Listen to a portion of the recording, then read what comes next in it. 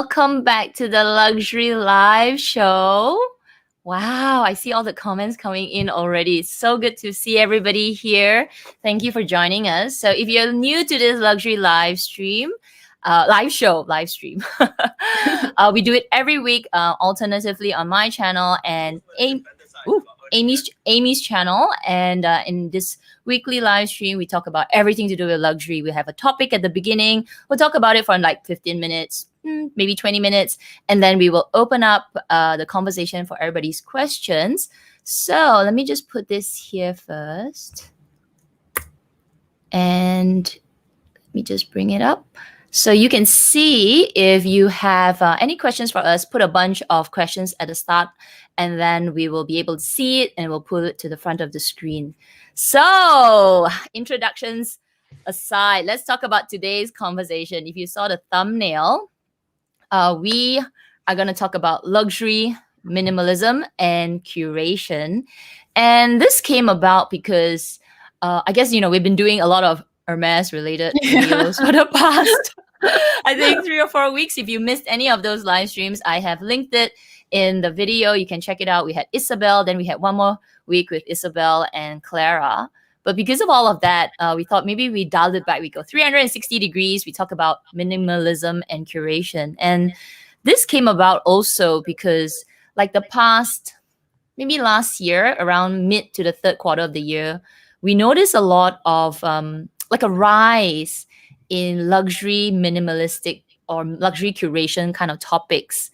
Some of these topics were pretty positive, but some of them were a little bit more controversial. But I guess the whole theme of all these videos were coming up on discussions centered around a change in mindset. But for us as well, I mean, Amy and I, we also talked about a change in mindset, especially towards the end of the year. And we did a luxury live stream talking about a luxury mindset for this year. So I will also link that below. So today, how we're going to approach this topic as a conversation is we're going to do it hypothetically. So we're going to imagine if Amy right now is luxury minimalistic or luxury minimalistic, hypothetically, how you would go about it. Like how would Amy do it? Her shopping, her habits, and then I will share, and then we'll conclude if we do see ourselves as minimalistic in the future. So I'll let Amy take the floor. Hypothetically, how would you do? Hypothetically, yeah. That's an interesting. Okay, you know why it's super interesting? Because I don't see myself becoming or nearly even close to becoming a minimalism ever. Or I don't want to say forever, like never say never, but at the moment and for the foreseeable future, I don't see myself being one. I think when we did our mindset change video for 2021, there were a few different factors. The main factor that really influenced us, like me and Kat, was because 2020 happened, like the pandemic, and the fact that we had to stay home and we have nowhere to go, we have nowhere to wear our beautiful things to. So that really affected our mindset and shifting it a little bit. So we just wanted to adjust because of the current circumstances, not because, at least for myself, not because I'm striving to become a minimalist. Nothing wrong, honestly, nothing wrong with it. I just really don't see myself becoming one. I think I strive for the idea of becoming more conscious with my luxury purchases or just shopping habits in general, not just for luxury, for everything, actually. I don't like wasting things, and I don't like buying things that I never wear and then consign, which happens a lot. Like I am very terrible when it comes to clothing because I love fashion so much. Sometimes I'm too much into the trend and fear of missing out. So sometimes I just buy into the trend, even if it's, sometimes I kind of like decide whether I want to invest in that piece of ready to wear that's higher quality but still trendy, or do I go the fast fashion route and just pay a little bit less but at least still have that vibe? So I'm trying to find that balance in that area. So, okay, hypothetically, if I were to become more minimalist, more for me. The number one thing I want to maybe change or improve is to really stop shopping fast fashion. I think that would be probably the easiest thing for myself to do. Like, really stop looking at Zara, really stop looking. Well, I don't shop at H&M, but like, you get the idea. Stop looking at Zara, H&M, those places where the quality is not there, like the trend is there. And honestly, they make things that look so good when you browse it and when you try it on. It looks so good. The color is good. The style is good because they're inspired from the runway. But the problem is that they don't last. Quality-wise, they don't last. The material is not as comfortable. Usually there's no, like, the lining is like worse quality. Like, they use like the cheap polyester for the lining, or sometimes there's no lining. So I think by avoiding fast fashion would already be a big step forward for me. And I was just showing Kat yesterday. I took a big picture of like my big pile of things that I put together yesterday that I donated, and some stuff I consigned, like things that still had tags I consigned yesterday because I had to declutter, and I still have so much to declutter, right? But right now they're only accepting spring and summer items, getting ready for the spring months. So I got rid of so much already. And when I looked at that pile of clothing, a lot of it was fast fashion. So it's unfortunate. And one thing that I mentioned also in one of our live stream is that I strive for the ideal of every item in my wardrobe. I want it to be kind of just like the ones that are my favorite, kind of how the feeling when I go on trips. I only have maybe the 2 suitcases. Everything I use in those 2 suitcases for those week or 2 weeks of travel, I absolutely love and want to reach for.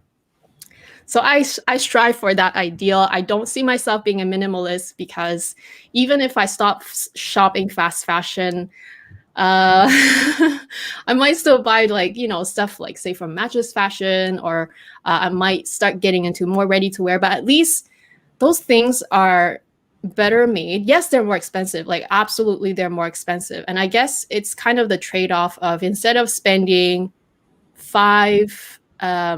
like the amount of money on 5 of those, I don't know, like dresses that I would get from Zara, and they're like $100 a piece. Instead of spending $500 for 5 dresses that, I might love now, but I might not love next season, why not just buy that self-portrait dress, that one self-portrait dress that I will want to reach for every single season? And it makes me feel like $1 million. So that's my first thing I would change if I were to hypothetically become more minimalist. And actually, I am trying to improve in terms of my shopping habits for fashion. Like, I'm terrible at it. I literally have the worst. You don't want to see that wardrobe. It's such a mess. I think number 2, in terms of handbags, because we are a luxury channel. So for handbags, it's an evolving journey. And a lot of you who follow both of us know that we're on our Hermes journey. I kind of just started. I would strive for, I don't know. I'm not a minimalist. Like, I have duplicates of Chanel bags.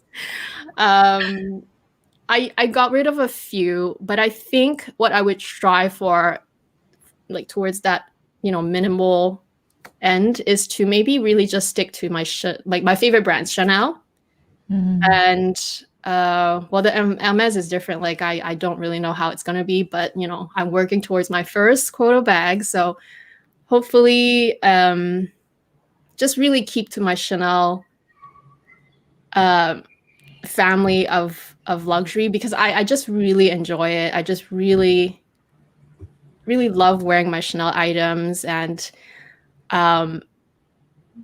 like stop buying all the other brands because I like they are all lovely and they all style very well and everything, but I just end up reaching for my Chanel bags anyway, so why bother in that sense, right? So I mean, I have my Neverfulls, my Speedies. That's okay. Like those are classics. I still have some Fendi's. Like I'll work on those. Like I still probably have to curate more in a sense that I still have to maybe sell a few here and there, and depending when I get my quota bag and depending on how much I have to pre-spend, continuous pre-spend, you know, I might have to get rid of more things that I can get back money quickly. But other than that, I feel like other than avoiding duplicates and just stick with my favorite brand, I don't really know what else I can do because I don't see myself stopping ever. Yeah. Because, It's true. It's true. I agree. it's hard. It's really hard because they have they have 6 different collections every year, right? Let me count. C is for cruise. P, S, K. A. No, A first. Oh, A. E, K. So yeah, 6. I have 6 different collections every year. So half of them are runway collections, and then the other half is pre-collections. So every 2 months, there's a new collection.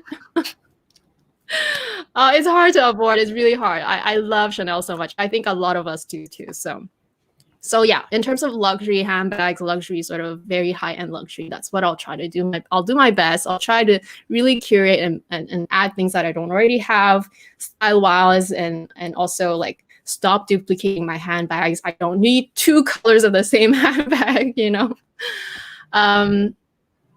So yeah, that's from that front. Otherwise, I think I'm okay because I don't buy a lot of shoes because of my problematic, you know, feet. Like I just wear whatever is I can walk in. I don't buy a lot of like luxury makeup, those things. I don't spend money there.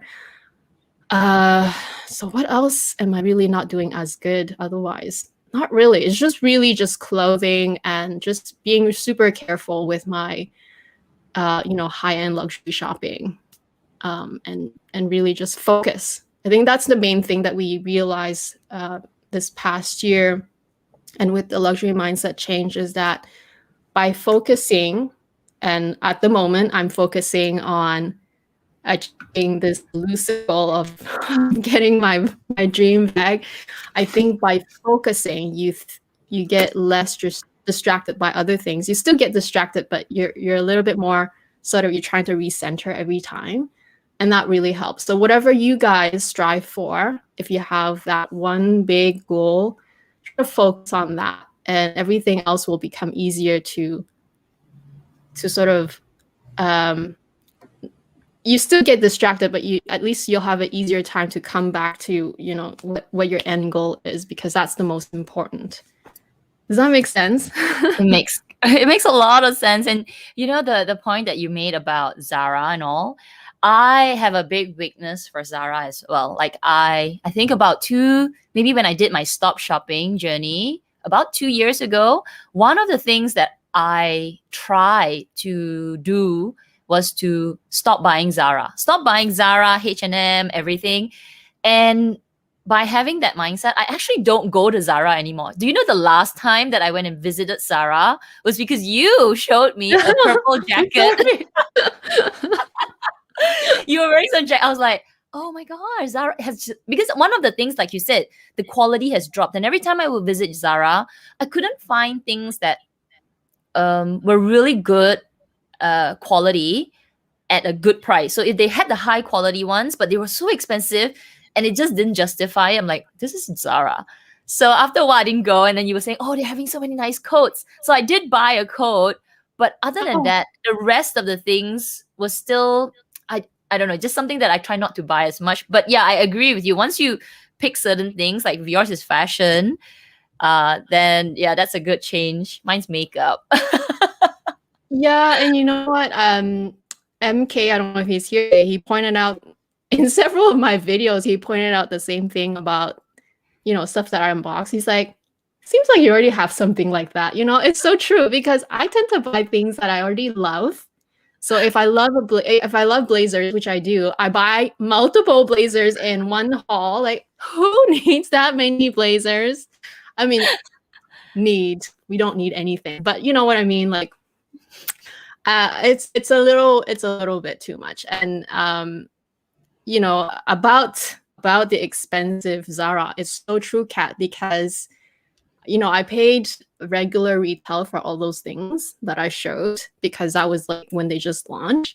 And then, oh my gosh, when I see the prices on Black Friday, I'm like, it's like 20 to 30. I mean, no, the last discount was like terrible. Like I think like regular price would be like 180, right? And then the last discount that they have on that same item would be like $35. And I'm just like, what did I do? Like spend all that money for things that's on sale so easily. You just wait a few months. Granted, my size will never have been available, but that's also an that's issue. not the point. The point is that the quality and everything, that's how much it's worth. So I should stop. I literally should stop shopping fast fashion. Like you add up all that money, you can buy one nice blazer from Matches Fashion. You know, it's like it's terrible. I totally understand this when it comes to when it's like yours is like fashion, mine's like makeup, because I'm like, oh, I would just want this one palette. And once you add up all the money, you're like, I don't want to look at it. Okay, I just don't want to look at it. Just sit there. Yeah. We have our vices. Okay. Thank you, Amy. That's awesome sharing. Yeah, so for me, I think hypothetically, if I take this to me it's extreme step to be a luxury minimalist, I think one thing needs to shift for me, like a full mindset, because I'm a kind of all or nothing person.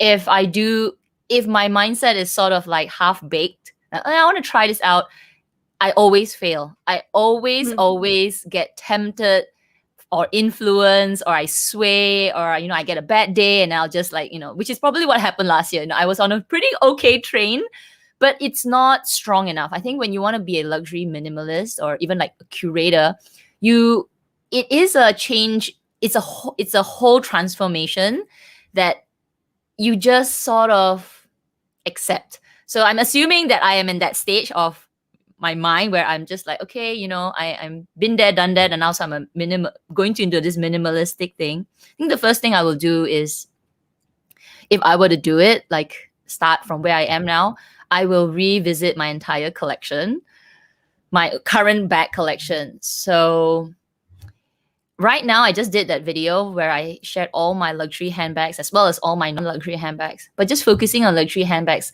I have 17 handbags to date, which I thought I had more, but still, it's a lot, right? A minimalist shouldn't have 17 handbags. So that's where I will start to cull it. That's including your non-luxury though. Oh, no, including, no, not including, just my luxury. So my luxury is so 17. just luxury handbag, you have 17. Okay. So, and then all the non-luxury ones, I don't know, my Hello Kitty and all that. So I think starting with my luxury, I will cull it, like really chop it down. I'll try and strive for maybe 10, which I'm just putting the number out there. I just feel like 10 is a good number to work towards. I feel like 10 would be able to allow me to have a variety in my collection, for work, for going out, for nights, and then maybe going out, I need a few, and a couple of fun bags. I think 10 is quite a good number. So I'm not really minimalist, but I'm like semi. I think minimalists only have like 2 bags or maybe 1 bag. But we'll strive or to 3, maybe 3. Like 1 for evening, 1 for day, and 1 for work, something like that. Yeah, that's it. And then of course, for all my non-luxury bags, I think I would maybe just keep a few, maybe just a handful, because those take away, no, because having the non-luxury bags, I tend to use them more because they're easy. I don't want to damage my luxury bags. But that doesn't make sense, right? Because I will not be using my luxury bags. I should be using them to appreciate them. So I will really like stop buying all of those things. I don't get any Hello Kitty bags, don't buy any kind of, just really bring it down to the most minimal. And minimal is probably a handful, and just have that little capsule collection. So it turns out to maybe about 15 bags in total. That's a lot. That's a lot of culling. It's like chop, chop, chop, chop, chop. But if I'm in that mindset, I think it's possible. I think, when I've done declutterings before, I can be quite vicious with it. I can just go into my cupboard and I'll look at clothes and I'll just say, no, no, no, no, no. I can do it with clothes, with my makeup, but I find it really hard to do with my bags. And it's hard. Like I look at this bag and I'm like, no, maybe not. Maybe not. Yeah, it's hard. Yeah, bags are so hard. Yeah, I'll let you keep going because I want to say something about that too. Yeah.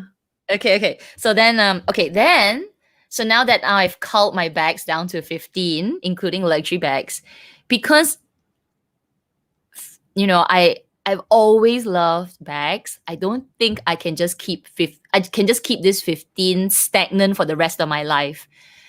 I feel like I will buy bags. I still think I will buy bags. But same as you, Amy, I'm going to focus on things that I really, really want and love. But I feel like I will also focus on quote unquote investment bags because I want to be able to curate it. So if I buy, let's say I've got my 10 luxury bags, I don't want to be adding bags like, I'm going to use everybody knows this brand anyway. I'm not going to add like weird trendy bags from Gucci because if I am in that mindset of keeping 10, it means I need to do in and out, in and out, in and out. And therefore, I don't want to be losing too much money anymore. So I want to be buying bags that hold their value. And I will be vicious about it, right? So I'll buy maybe Chanel bags from now on, or just Hermes bags, or even certain LV bags. But I will really, really not buy any bags that do not give me at least the same, or maybe a little bit of gloss since I'm actually using the bag. But I don't want to be making losses like 50%, 60%. And, that's something that I will do when I, really curate and minimize my collection. So focus on investment bags, right? Bags that hold their value. So that's the two things that I will do for my collection. And hypothetically, I think one of the things that worked for me and I will do worked for me when I did my low shopping, low buy thing is that I actually did a huge social media decluttering for my own emails. So I don't know about all of you. I get so much emails. Every time I go into some website, if I want to get their 10% discount, I have to put in an email. And it's that one site, but they will spread out your email to tons of other marketings. And I get so much of these sale here, sale there. Sephora sends me 2, Ulta sends me 2. I get so much. So one of the things that I did was I really unsubscribed I unsubscribed to all of these emails. If I'm in that mindset, I might actually revisit my social media and YouTube watching. I don't know about this because for me, YouTube is not only, it's also a source of my entertainment and my news because I watch everything on YouTube now, but I might revisit it. I might just be very, very even more selective on what I watch, but I won't cut it out all the way because I still, like I said, I still want to buy bags, but I will kind of hone down to the ones that, are, maybe just do Chanel or maybe just do Hermes. I just focus on that and I just don't want to see everything else because like I said, I am very weak. I'm very easily influenced. I'm very weak. So I need to be very strict, but not too strict that I feel constricted. So it gives me a bit of room to play around with. So I think hypothetically, if I have that mindset and to kind of maintain that mindset, I would revisit what I see, right? What I see, what I read, what I hear. Because I did find that helped when I did that for my emails. Like I totally unsubscribed to like 30, 40 emails.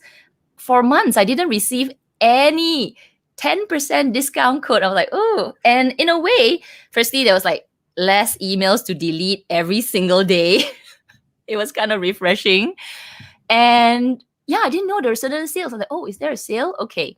So that helps a little bit more for me. And I think when I have that mindset, that's definitely something I would do. Yeah. So that's me. That's me. If I were to be shifting 100%, I think that would be, those are the three top things I would do. The email thing is such a good tip. I think for a lot of people, it would hugely influence them. I think that's why because I see the Zara emails, I'm like, I know there's a new collection coming out or there's a sale coming out. I mean, I also do have the app on my phone too. I should just delete it. I delete all these apps. I can't stand it because especially, okay, but I don't know if you have this in Canada. Like I have this Grab is like Uber, Grab, Shopee, Lazada, all these apps. I turn off all the notifications because it's annoying. I'm doing something, it's popping out at the top. Yeah. But you can see the amount of non-stop telling you to buy. Even if you don't like look at social, I mean, even if you continue looking at social media and YouTube and all this like marketing, email marketing and notification marketing is actually just as strong, you know? It's just as strong as just it's just reminding you. It is, everything is digital now, right? That's the power of the digital age, is that you get influenced in places you don't know you've been influenced. You just don't know it. You are influenced. Everything is influencing you, actually. So, I mean, in certain ways, you can still control it. Like we said earlier too, like just because we're doing like a luxury channel or you're seeing people unbox things online doesn't mean that you have to go do it too. But it does influence you to a certain degree. At least it makes you acknowledge or aware that those things exist. So for me, I didn't go as far as you did because I still get those emails, like those coupons and whatever. But I did maybe what I did is I unsubscribed to the places that I don't really shop anyway, because either they don't do the inclusion of duties and taxes, or maybe their shipping is usually expensive, like things like that. I just deleted those ones. I still kept my favorite shops, which is Matches Fashion, Farfetch, Louisa. Those are the main three that I still shop at. But I think the other thing that I do is I always have my phone on silent during the day, because, you know, also with working from home, you really need to focus more. Like any distraction is distraction. So even hearing that your phone has a notification, no matter what it is, even if it's like a parent or a friend calling you or someone messaging you, or if it's like a marketing notification, it doesn't matter what it is, but having it on silent and not vibrate. Maybe vibrate is okay, but like not checking it and not hearing it. If you're doing something, let's say you're doing work or whatever you're doing, cooking, whatever, you're not constantly distracting and wanted to check your phone. So that's one thing that I do is personally. And what I wanted to say when you were talking about the number of bags, I think in the past, I always said if it was like around 20 or under, it would be like a magic sort of comfort level for me. That's definitely still not minimalism, but I think for me, it would be my comfortable number. Like I just saw a question, someone asked, what's a good number of handbags? I think everyone's different, because honestly, I have lots of mini size bags. So mini size are already less expensive. I feel a little bit less guilty because they're like, you know, I literally have 1, 2, 3 bags that are like the novelty size. They cost as much as an SLG, so I don't feel as guilty because they're not the same price as like a classic flap, for example. Like if I had 20 classic flaps, I would feel like, okay, that's maybe a bit much. So for me, I was okay with the 20 range. And I did count it too. When you said that you had 17, I still have over 20. Like I have 23, maybe 24, depending on how you count it. So I would love to cull it down a bit. Like I do want to just, you know, let go of one after another. But like it's so hard. Handbags are just too hard because it's not so much a sentimental factor, because I have let go of bags that have meaning, like, you know, my ever first LV bag, my first ever whatever bag, like, you know, those things, I have let go of those. So it's not really so much that, but the fact that the fear of missing out, that's almost real. The fear of like, what if I will want to buy it again, but it's gonna be at that price? Like, you know, it's that for me, it's that. So if I let go of something, I will never ever buy it again, because I will be 100% sure that I'm letting it go, like, you know, forever, basically.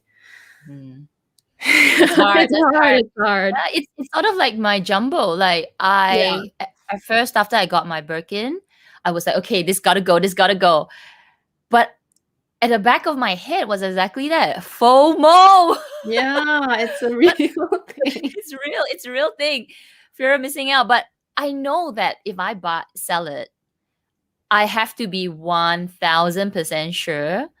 And also I know that I will never want to buy it back at what the price is. I just will slap myself if it was just a little bit more. Like, say, what is it now? It's 11,000. Maybe if the price was still, you know, just a little bit more than what it is now, it's still okay, but it's gone up by so much from what I paid for it. It's just wrong. It's just wrong to buy it again. You know, if you don't have it, if you don't have one and you want one now, then you work towards it. But like for us, we've already purchased it in the past. And then we're like, okay, let's, you know, have some fun and sell it and buy again. We deserve a slap, okay? We really deserve a pow. No, I'm never doing. Have I ever done that ever? No, but I have sold things that I'm like regretting because it turned out to be unicorns and selling for like how much more. And it's not so much about how much it's selling for, but the fact that I'm like, oh, now I don't have it anymore, and everyone's your holy grail is that bag. Like, what the heck? I had it before. What am I doing? What did I do? So yeah, okay. So maybe we conclude.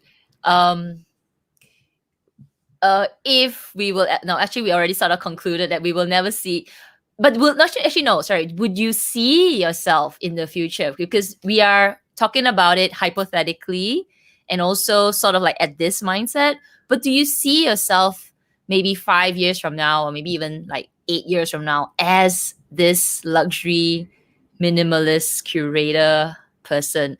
Like I mean, before you start, I know there are some, like our friends, right, on YouTube. Some of them have started this journey, and you know, I really applaud them. They go like, wow, you're vicious, girl. But yeah, I don't want to say never, because nothing is for sure. Like I don't really know what's going to happen tomorrow. So I don't want to say never, but I do strive for that ideal, and I do hate clutter, and I do live in a very cluttered apartment. I've always complained about that to you. So 8 years, 5 years, maybe, because if I truly stop buying fast fashion and I'm still gonna keep on donating more stuff as I go through things every season, it'll be to a point where my wardrobe will be kind of like, you see everything you can wear. Like right now, I don't even know what I have sometimes. Like I forget that I bought stuff that still have tags on, because they're tucked in between all the very tight clothing. Like it's all like tucked in between each. Like you don't even see it unless you throw it all on your bed and then you go through one by one. That's how bad it is right now.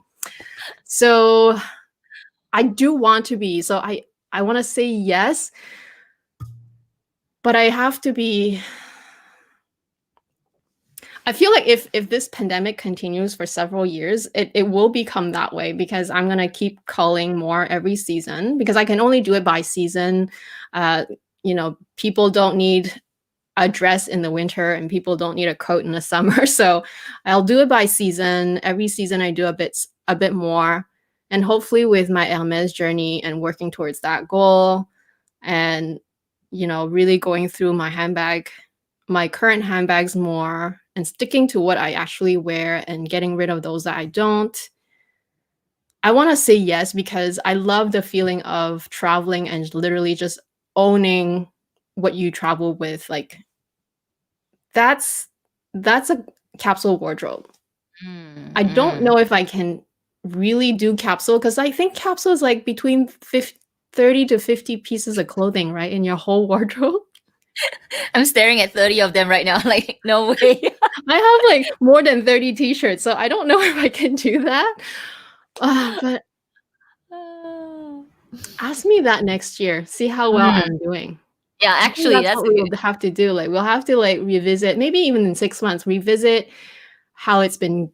No, 6 months it's too early, because it's not even like a whole 4 season past yet. But like definitely next year, we'll see how our handbag is like collection wise. I just did my LV handbag collection.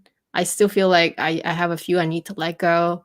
Even the Speedy, like I love the look of the Speedy, but I have this like love and hate relationship with the bag, and I don't even wear it. So why but okay, so what do you think, Kat? Like right now we're still in the middle of the pandemic and we're still not going anywhere. At least here we're not.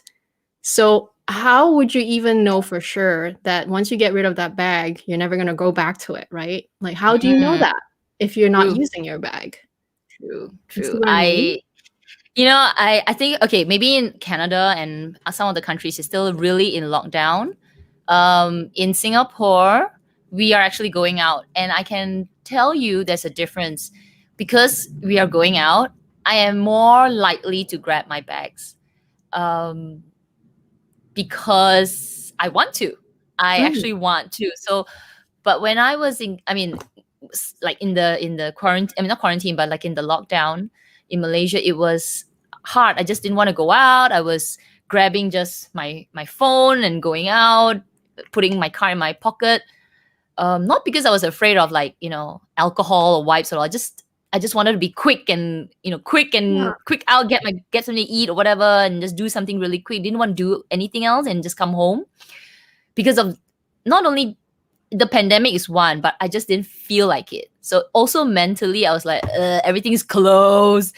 I don't want to walk around doing nothing. You can't sit anywhere to eat. So that affected why I wanted to go out and therefore affected my bag carrying habits. But while I'm in Singapore, it's actually a lot different because now I'm going out doing things and I'm more likely to dress up. And so I feel like there is a high chance that once things get better and more normal, I try not to use the word but it's back to normal again, but better. Yeah, I think we will sort of pick up a different mindset again. Maybe, may not be as, we may not be buying bags as much, but I feel like the habit might start to build again. No, it's true. I even feel that because of the the habits for more hygiene, like literally I'm washing my hands more than double than I used to before. And it's not like I don't wash my hands before, but now I'm just paranoid. Like I touch a box, I have to go wash my hands. So it's like I feel like this will also instill in us the more sort of just really careful and mindful of what you touch. Like my face, I'm never touching it ever, especially if I'm out and about. I don't touch my face. I don't touch my mask. Um, we're not allowed to go inside anywhere without a mask anyway, and we're not allowed to remove it. So those are habits that I feel like will continue, maybe not to like the severe degree that I'm doing right now, but I feel like it's a good thing. It's a good thing, and I feel like it has changed a bit of our shopping mindset, and I feel like it might still continue towards that that direction, but in a good way, because like, you know, we are also assessing, do we really need all those extra things that we're buying, like just in case it breaks down, we'll have a backup? No, something new will come out, you can buy that new thing later. And it's, you know, it kind of ties in with your non-wish list video, like Yeah. no wish list video, which is just buy what you need now, not later. Just buy what you need now, what you're going to use now. And this is kind of what I'm trying to do too. I have a wish list, but it's not like that big. And I really just want to buy things that I see now and that I'm like, oh, I think I'll use that. And I think I need that right now. And I'll just buy it, you know, like it's more liberating. It's less pressure.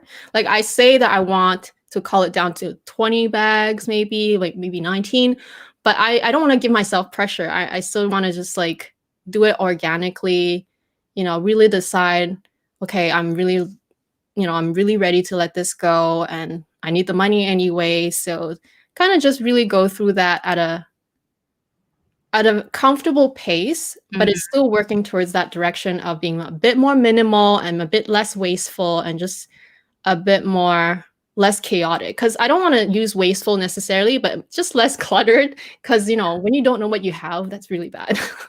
Yeah. You know, with my video on like no wish list, I use the word wish list because that's the common word that goes around YouTube, but it's sort of like not wishing for more. Because I feel like when we have this set of things that we want to wish for, like, oh, I want this in the future, it just sets sort of, maybe like pressure, but it always like makes me feel I don't have enough now. But I actually have a lot of things, right? But I also had a caveat where I said that if I see something and I like it, if I can get it today, like, and it fits what I have now, I'll buy it. I don't have to wish for it. I'll just go and get it. Right time, right place. If I need to wait a couple of weeks to get it, I will get it. But if it passes and it's not there anymore, I'm not going to keep wishing for it. So I guess that's the way I was trying to frame this year and say no wish list, because you're always wanting a little bit more, but I think having some liberating feeling of just like, I have everything, you know, if I see anything I like, I'll buy it. Yeah. I like it, I bought it. I like it, I bought it, kind of thing, you know? But Yeah. it has to fit what I have now, not just going out there and just collecting more crap in the house, right? So yeah, okay. So that's an awesome topic. I hope you guys enjoyed that. So in summary, we are nowhere near minimalist, but we are striving for we are at a change of mindset. Like we are not obviously crazy. We've never been crazy just buying stuff anyway, but it's more focused now, just, really, really thinking about it. Amy's not going to be buying any more Zara and all. Yeah, hold me to it. Oh my gosh. No, I cannot. I'm not even, like, seriously, we haven't gone out for a year. I'm not buying any more clothes that are bad quality. No way. No way. Good quality I can live with, because I feel like the good quality stuff, they just are more classic, first of all, and also I want to wear it. Yeah. It's true. It's like my Balmain skirt. Yeah. I want to wear it. Yeah, exactly. It's like I'm waiting for summer to come so I can wear it. Okay, let me just put this again.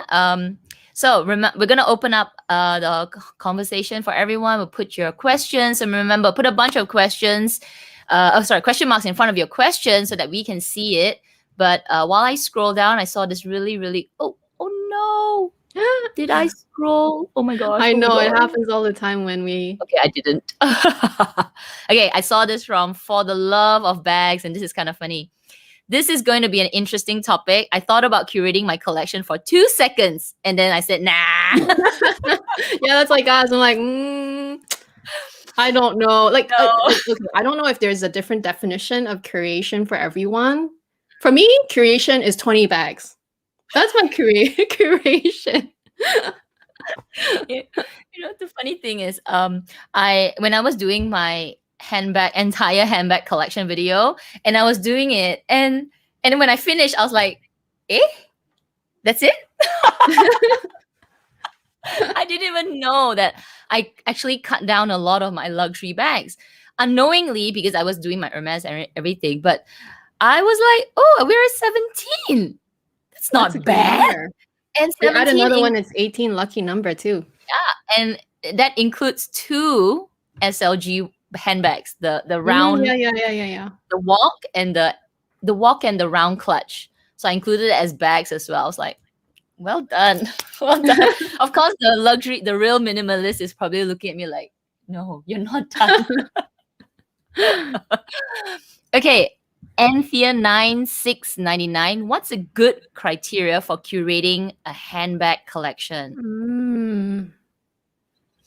So we spoke about this briefly, like sort of in our perspective, right? So maybe Amy, you can just share again. I feel like color, the size of your bags, and your lifestyle. So colors, go for colors that you already wear and that you love. Like I know you love a lot of colors, and we all do. I love a good pink, but I had a pink bag. I never wore it. I still regret selling it, but still, like, that's the whole point. Like, don't buy colors that you're not gonna wear. Size. Also, don't buy bags in sizes that you don't want to wear, that you won't wear. I've learned that the hard way. I've bought some bigger bags earlier on my luxury journey, and they never worked out. I always sold them. They always just killed my arm or my shoulder. So I just don't do big bags. And the thing is, if I need a big bag, the Neverfull is the biggest I can go. But that's the thing. I don't carry that Neverfull. Like, I don't lug it around in public transport or anything. I use it for like day trips. I use it for if I can just like, you know, put it in my car and then we drive somewhere and then I take it. Like, that's the type of use I have for it. So the biggest handbag is that. And honestly, yeah, size, color, and the last is your lifestyle. Like, where do you use your luxury bags? Because some people use their luxury bags when they go to work. Then maybe your luxury collection is more totes and it's more like the more laptop bags. But I don't use my luxury bags for work. So all my luxury bags are mini size because it's my going out bags. It's my weekend bag. So it's, you know, if you have those 3 criteria hunkered down, like, you know yourself, like what you use it for, only buy bags in those criteria. Basically, we all love a good Deauville tote. It always comes back, and this season there's going to be this beautiful smooth leather one. I want it so bad because it's lovely, but I'll never use it, so why waste the money, right? So maybe that's my tip. What about you? I agree with all your tips. It's like the holy grail tips, like the 3 things: size, color, and your lifestyle. Color, Yeah. I made a mistake with red bags. Same.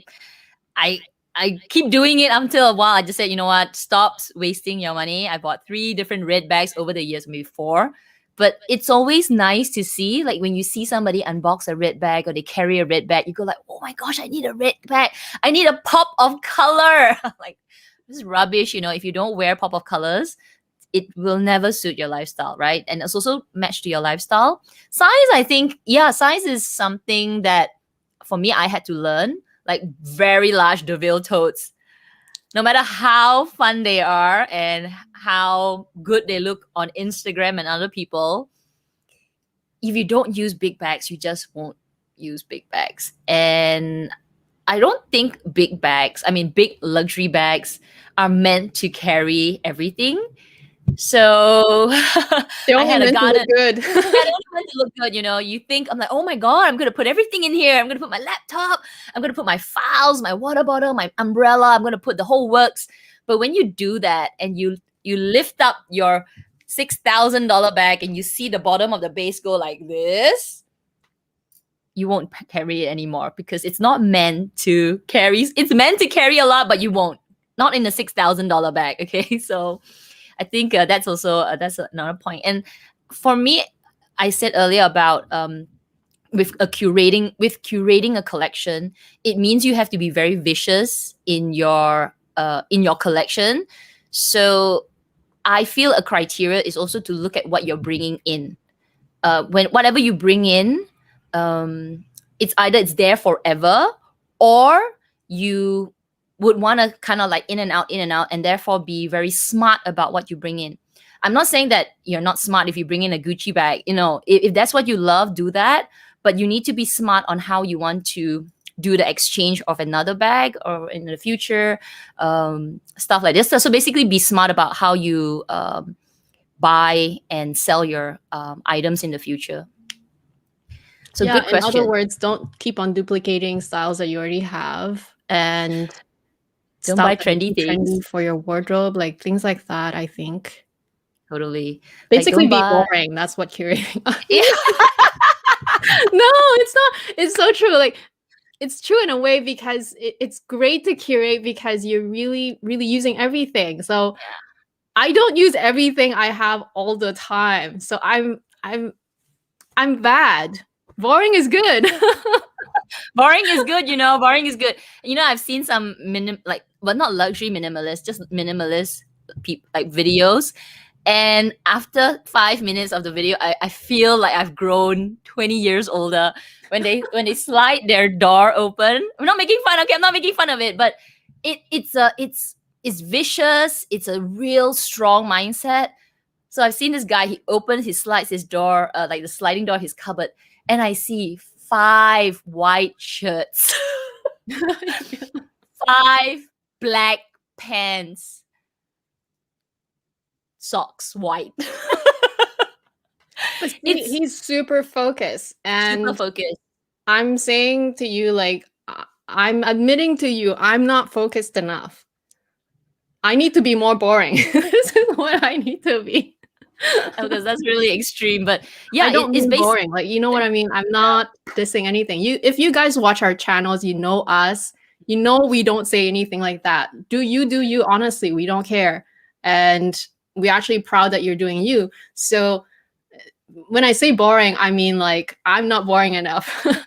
I need to be more boring. Yeah, we need to stop looking at those red bags like, ooh, I need a pop of color. For a minimalist, you said, no, you do not need a puff of color. You need to be focused, and you need to have a collection that suits a lot of occasions, not just one occasion. So yeah, it's a whole transformation. So yeah. Okay, so I saw this question. I think we answered it. What's a good number of bags?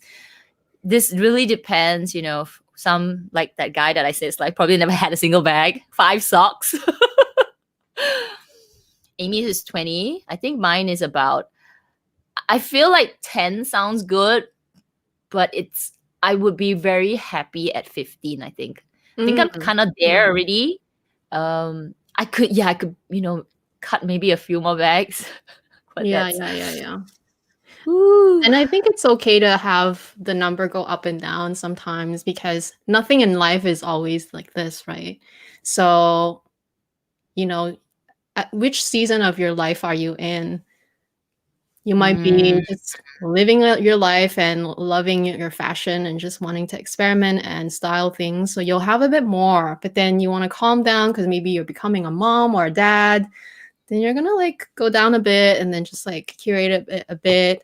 And then your kids grow up so you can have more fun. Like, it's up and down, and it's fine. Yeah, totally. There's no magic number, honestly. Okay, Shadow Momo. I have been curious, considering Amy and Kat are into the new medium of the Gabrielle bag. But what do you ladies think of the version that comes with the Chanel strap? I can't decide. Oh, which one is this? Oh, the fixed strap. It's detachable. Right. Okay. And I think the price is usually around 1,500 more, 1,500 or 2,000 more because of that extra strap.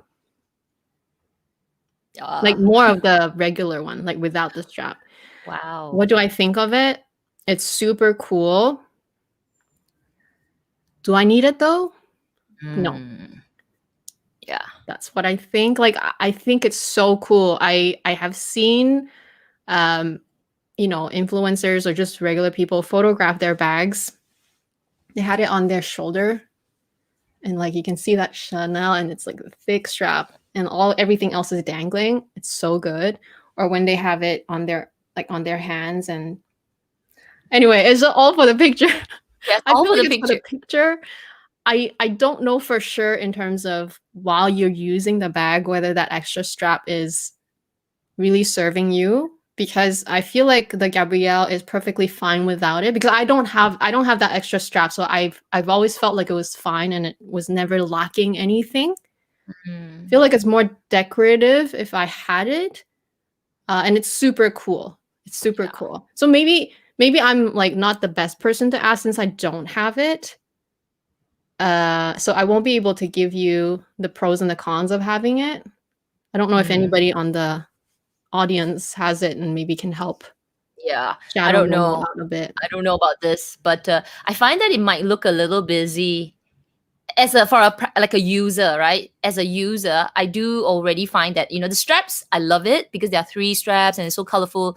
But even with those straps, sometimes I have to, you know, maneuver a little bit, not a lot. I had my bigger one, so you do need to like push it aside. It's really small, but I cannot imagine now that you have an extra top handle. Does it get in the way? And if you're having the smaller bag, you know, the zip so small, you got this handle there. Practical use, I don't know. I'm just wondering from the look, and maybe I tried it. I don't think I did. I can't recall right now. And I wonder if it's heavy. I think you told me it could be heavier. The crocodile version, the first ever version that came out with the extra strap was 19A. You know, the Egyptian collection, Egyptian New York collection. That was the one with the crocodile embossing and the extra strap. That one is super heavy because of the crocodile embossing. But I think the regular distressed leather, the strap is just, I think it's really just an extra strap. So it might be a bit more heavy, but it's probably not as heavy as the crocodile embossed one. Okay. Yeah, weight wise, I can't comment because like if it's just the regular distress Gabrielle plus the strap is probably not it's probably not bad. Like it's probably fine. But it's more about, does it really practically functionally serve you? I'm not sure. That's where I'm not too sure. I feel like my Gabrielle bags, like the classic one, is not missing anything. So I feel like it might not serve me because I never felt like it was missing something. You know how some bags you feel like, oh, I wish there was a back pocket. I wish there was a handle.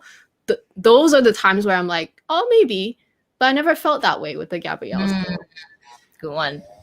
Okay, here's a question from Tia9699. Okay, what is your buying process, or do you have a buying process to avoid making purchases you regret or end up selling later?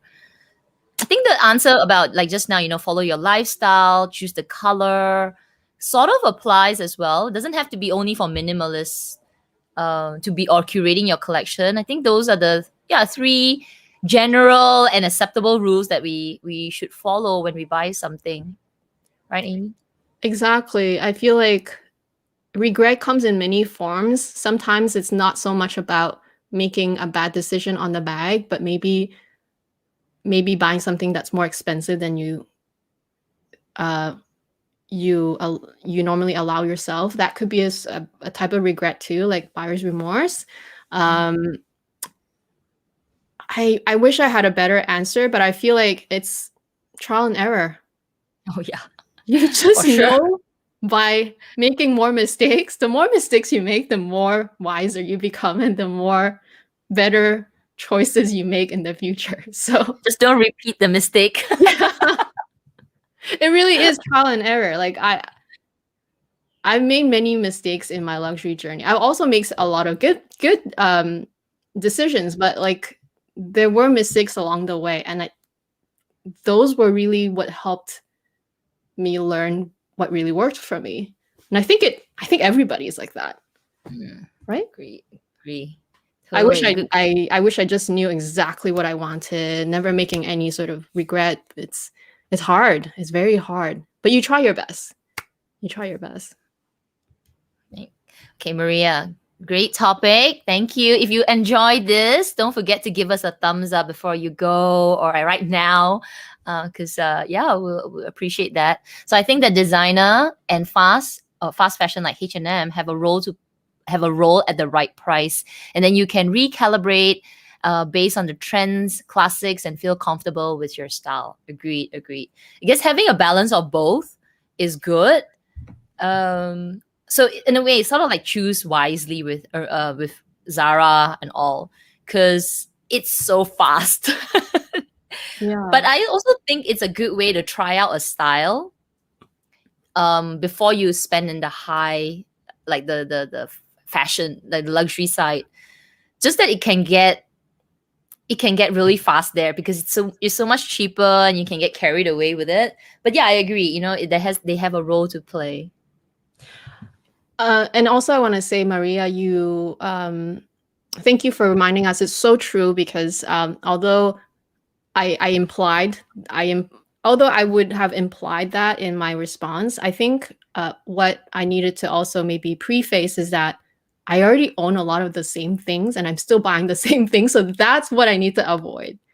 I already have blazers. Why am I buying more blazers from Zara? I don't need more blazers from Zara. So unless, like Kat said, unless it's something completely new, or you know, maybe there's some sort of shirt with like all kinds of different cutouts that's like in trend right now, and I'm not so sure if I want to buy the expensive version of that, then yeah, why not try it out from Zara? That's okay. That's okay. Like I don't think, I think what I meant by like cutting off, cutting fast fashion, I don't mean it in a way that I'm not buying anything at all, like zero, not even a t-shirt. It's more like I already have a lot of the same things. I better not add more of the same things again, adding to those things that have tags and not worn, like, you know, that type of thing. So that's what I mean by stopping fast fashion for myself. Good answer. Okay, Luna, if both of you were to become minimalist, would you feel guilty using your luxury bag every day and have it end up getting worn out? No. I would be glad that it's wearing out, actually, because then I get to buy a new one to replace it. It means that you're actually getting your money's worth because, you know, just, I don't know, if you can just kind of estimate how long you've been using it and then calculate how much it costs per day, man, you're actually making money out of it, because then you can, like, if it's really worn out and, you know, breaking apart, then it's time to change it. But at the same time, luxury items are so well made that they don't always, but like they usually last a bit longer. Like if it's really well made, they should last a long time. So you might not even need to replace it. But you know, it's good that it's getting worn, because it just means that you're really getting your money's worth. That's how I look at it. Agree. I totally agree. I feel like sometimes we forget that these are just things and we treat them like babies. But the more you use them, you're actually putting your money to work, because you work so hard to save for this. You don't eat your lunch at Starbucks. You know, you're just putting your money to this thing, and then next thing you know, you just keep it in the cupboard and you don't really use it. But to be a minimalist, you are supposed to have things that you would really, really use every single day or every other day, and have just a few key or core items. So I don't think I will feel guilty. I think I will feel very proud that I'm using every single bag. And it's a little bit like when I look at my Speedy 25, which is my first luxury bag, that I feel a bit sad in the sense that it's kind of like retired. But when I think back about it, I don't feel guilty. I feel like, oh my God, I really used you, huh? And if I want to replace it, I think I would, if I were to want to replace my Speedy. But it reminded me of how I really just used that bag so much. It was like my treasure. Everywhere I carried it, to work, to go out, I felt so proud. And thinking back about it, I don't think I have any other bag in my collection since that, and maybe my Palermo, I have really, really, really used, because everything else is like used for a day, keep it for a few months, and so you're not really getting your money's worth out of it. So I think I agree with Amy. You know, it's like, I'll be so happy. It's time to buy a new bag. Yeah. And the way I read it is like worn. The way I was reading your question, worn out is like Kat's example, her Speedy. But worn out for other people can be different. Like I feel like the way I use my things in general and the way I carry myself, the longer I have them, the more patina and like creasing it will have. It will show that it's not a new bag, but it's still going to be in good condition. So that for me is worn out, and I'll be proud of it. I don't have to replace it if it's just a little, like if it just looks worn out for me, for my standard, but it shows that I've been actually using it. So yeah. Okay. Serenity, for your very first bag, is a Chanel Classic clutch reasonable? Not hypothetically, but in the real world. I'm a college student and I plan to wear it casual with jeans, but it makes my heart sing. What do you think, Amy? I think she answered her own question. Yeah. The key is makes my heart sing. Yep. Anything that makes your heart sing is a good sign. It's a good sign. You don't doubt it. You doubt it, maybe. Is it because the price, or you think you're not going to use it? But if you already know that you already plan to wear it with jeans, it suits your lifestyle, maybe a color that you might consider, but it makes your heart sing and you can afford it, then go. Go. Yeah, I think because with influence, everyone's saying just go for the classic or go for the mini. It's true in general, but I don't even follow that rule. Do you see any classic in my collection? So it's really what makes your heart sing, what really serves you. Yeah. So if a clutch serves you because you're young, you might go clubbing, you might go like, you know what? That's the one that you should get. Yeah. Totally. Go clubbing with it. That's what I was thinking in my head. Like, that's what a clutch is for, right? Okay, in a parallel universe, if Hermes is not what it is in this universe, like if it was not luxury, would you buy a Birkin or a Kelly for $20 in a night market? It requires imagination. $20 for the same exact bag? That makes no sense though, right? I'm trying to wrap my head around this.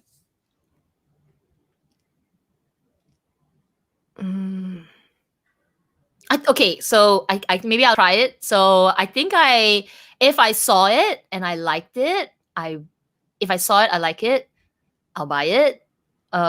Because I have quite a lot of non-luxury bags. And yeah, I don't really bother. But I have got to see it first, right? I've got to see this bag in the night market, and I don't normally hunt night markets. But if I were there and I saw this bag in the night market, I think would consider it. Yeah, why not? It did attract me the first time I saw the Birkin. I think the way, okay, now that you said that, I feel like the way I think about it is because it's not luxury, right? So it's more for every day. Yeah, it's more for like anything, like Aaron's bag maybe. And if I liked it, like I'm just trying to think like someone, mom and pop came up with the design that looks like a Birkin, selling at the old market. I do buy those things. Like, how like when you go on vacation and then you see like yep. Like little like artisan things. Yep. They cost maybe $20 to $50 because it's handmade, but it's not designer and it's not luxury, but it's actually like it's nice. So I think that's what I'm trying to put my imagination, like how you were trying to describe. I would totally buy, because I do buy those things sometimes. I'm not gonna chase those things. It's more like if I see it, I like it, I buy it type of thing. Yeah. Yeah. Yeah. think so. $20 not bad. And take away the whole branding, right? So no Hermes. It's just you're at in Thailand. You're walking at night, and when I'm in those kind of like markets, that's when I go into this tourist mode. Like, Yes. ooh, let's see what's in Very the tour. tourist mode. Yeah. And it's really more for like to remember the trip from. Mhm. And I do want to say though that I actually have stopped, or at least really cut down on buying souvenir things when I go travel. I really did, like, not just now, like I have done that for years now, because that's what I realized too. It adds to the clutter of the house. So if I really liked it, I'll buy it. But if I'm really trying to be minimalist, not just luxury wise, but everything wise, I might not have bought it. But yeah, it really depends what that thing is. Like, yeah, it's just because I try not to buy souvenir things, because we buy it at the moment because we were very like excited, we're in vacation mode. But once we bring it home, it's just sitting in the corner, not used, never ever touched ever again. So that's why we stopped buying those things. Yeah, True. Good we one. still buy them, but just not so much anymore. Yeah.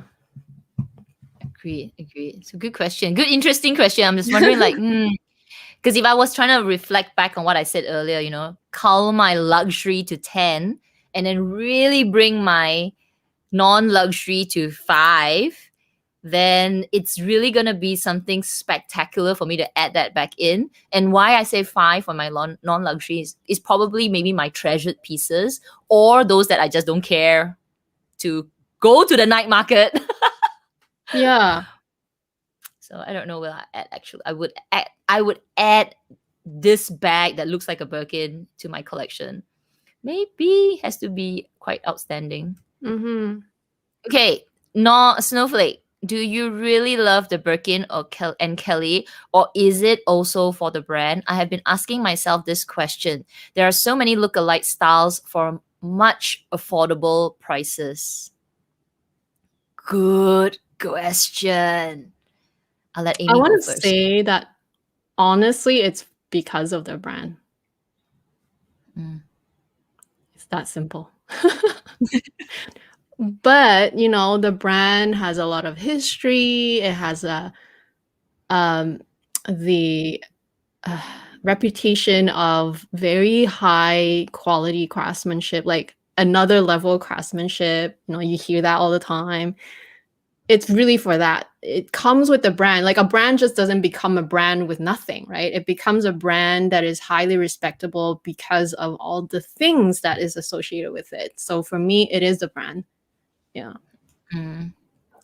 I agree. The first time I saw the Birkin was on Sex on the City, and Samantha was carrying it. She said, "This is the Birkin." And I was like, "What is the Birkin? I want the Birkin." And I think that whole episode was just on the brand, and it's interesting, right? It's more than just the bag. Of course, the bag is, I liked it, but I think that knowing that this brand is kind of like elusive and interesting and has such a history, it's something that was attractive to me as well. So I definitely am not going to deny that it's not the brand. I don't think anybody would, because if you don't buy something for the brand, then you won't be buying the luxury things, because luxury, a big chunk of that what you're paying is the brand. Yeah, it is. Which is why everyone is complaining about declining quality, because you associate the brands with quality, right? Quality, everything else. So it is totally the brand for me, and not afraid to admit it, because it is what it is.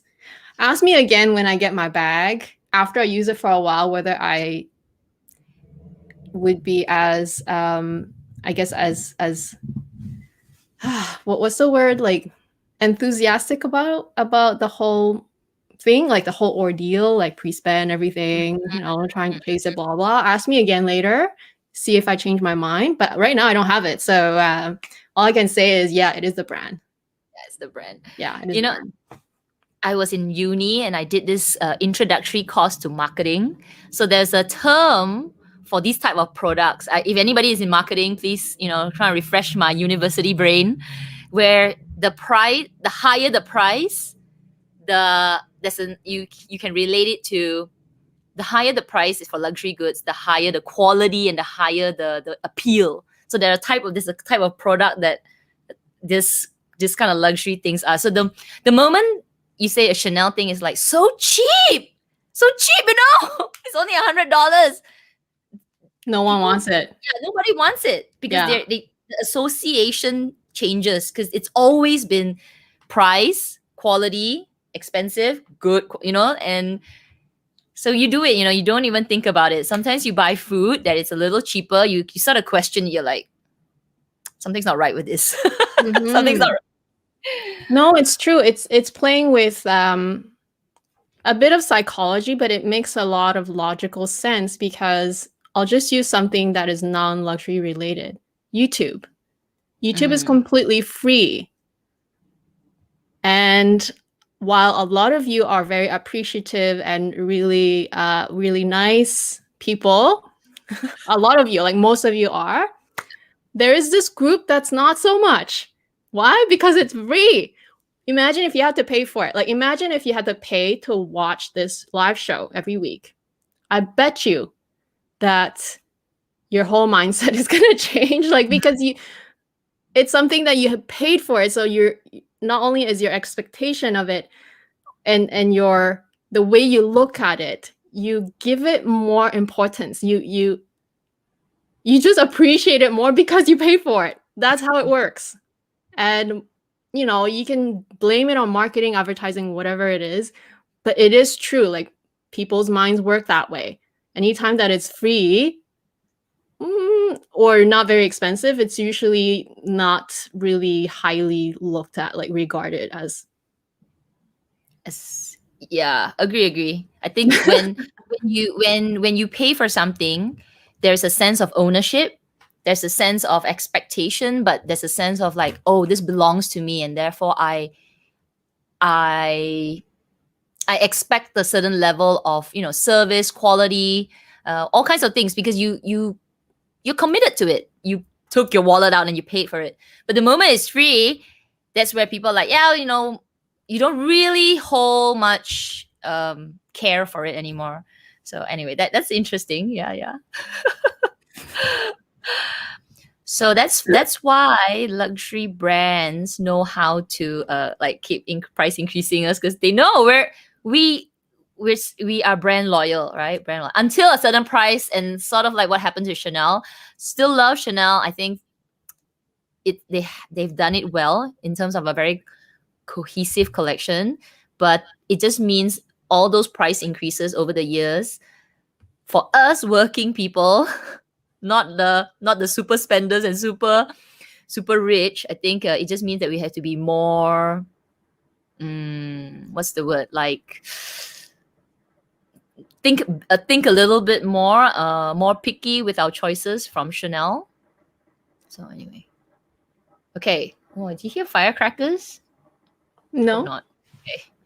Okay. My luxury stories. Luxury handbag collectors can't be minimalist.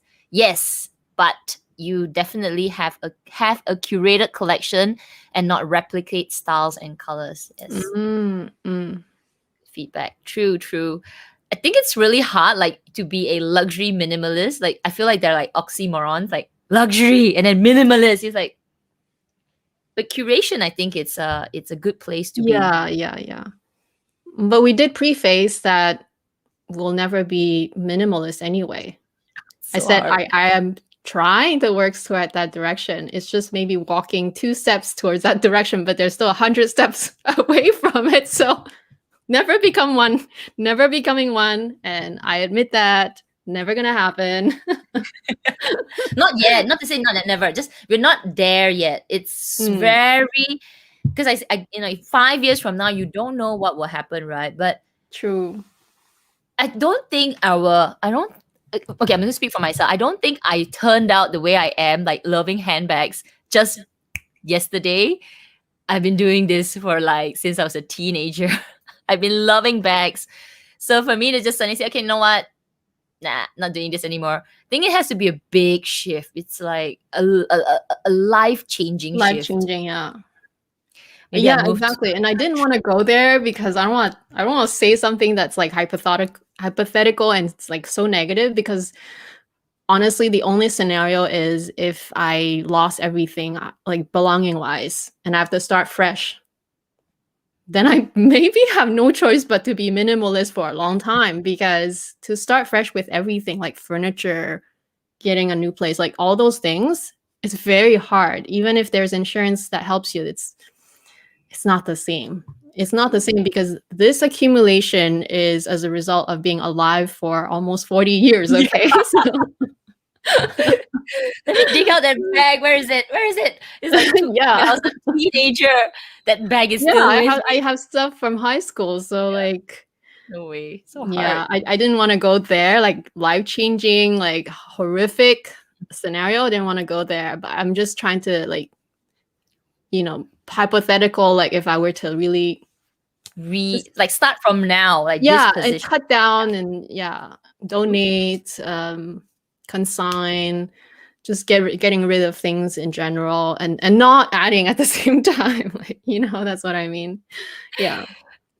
Bags and bunnies. Amy, what's going to be your focus after you get the Birkin? Kat, what are you focused on after getting your dream bag? Is it possible to take a break? I flip between curation and feasting every week. All right, Amy, I'll let you go. Oh, I love that. Because you said it perfectly. It's like 1 minute you're created, the next you're like, I'm gonna treat myself this week. It's so true. Which is why I say it's always up and down, right? It's always up and down. For me, what's my focus after my Birkin? I think I will really try to enjoy the Birkin. And while I do that, like I said earlier, I do have a wish list. It's not as crazy as my past wish list is because of the change of mindset for 2021. But I'm gonna probably focus, like I'll take a short break from Hermes, and it's not like I'll never come back to Hermes, right? Because maybe eventually I'll wanna think about what else I want to get.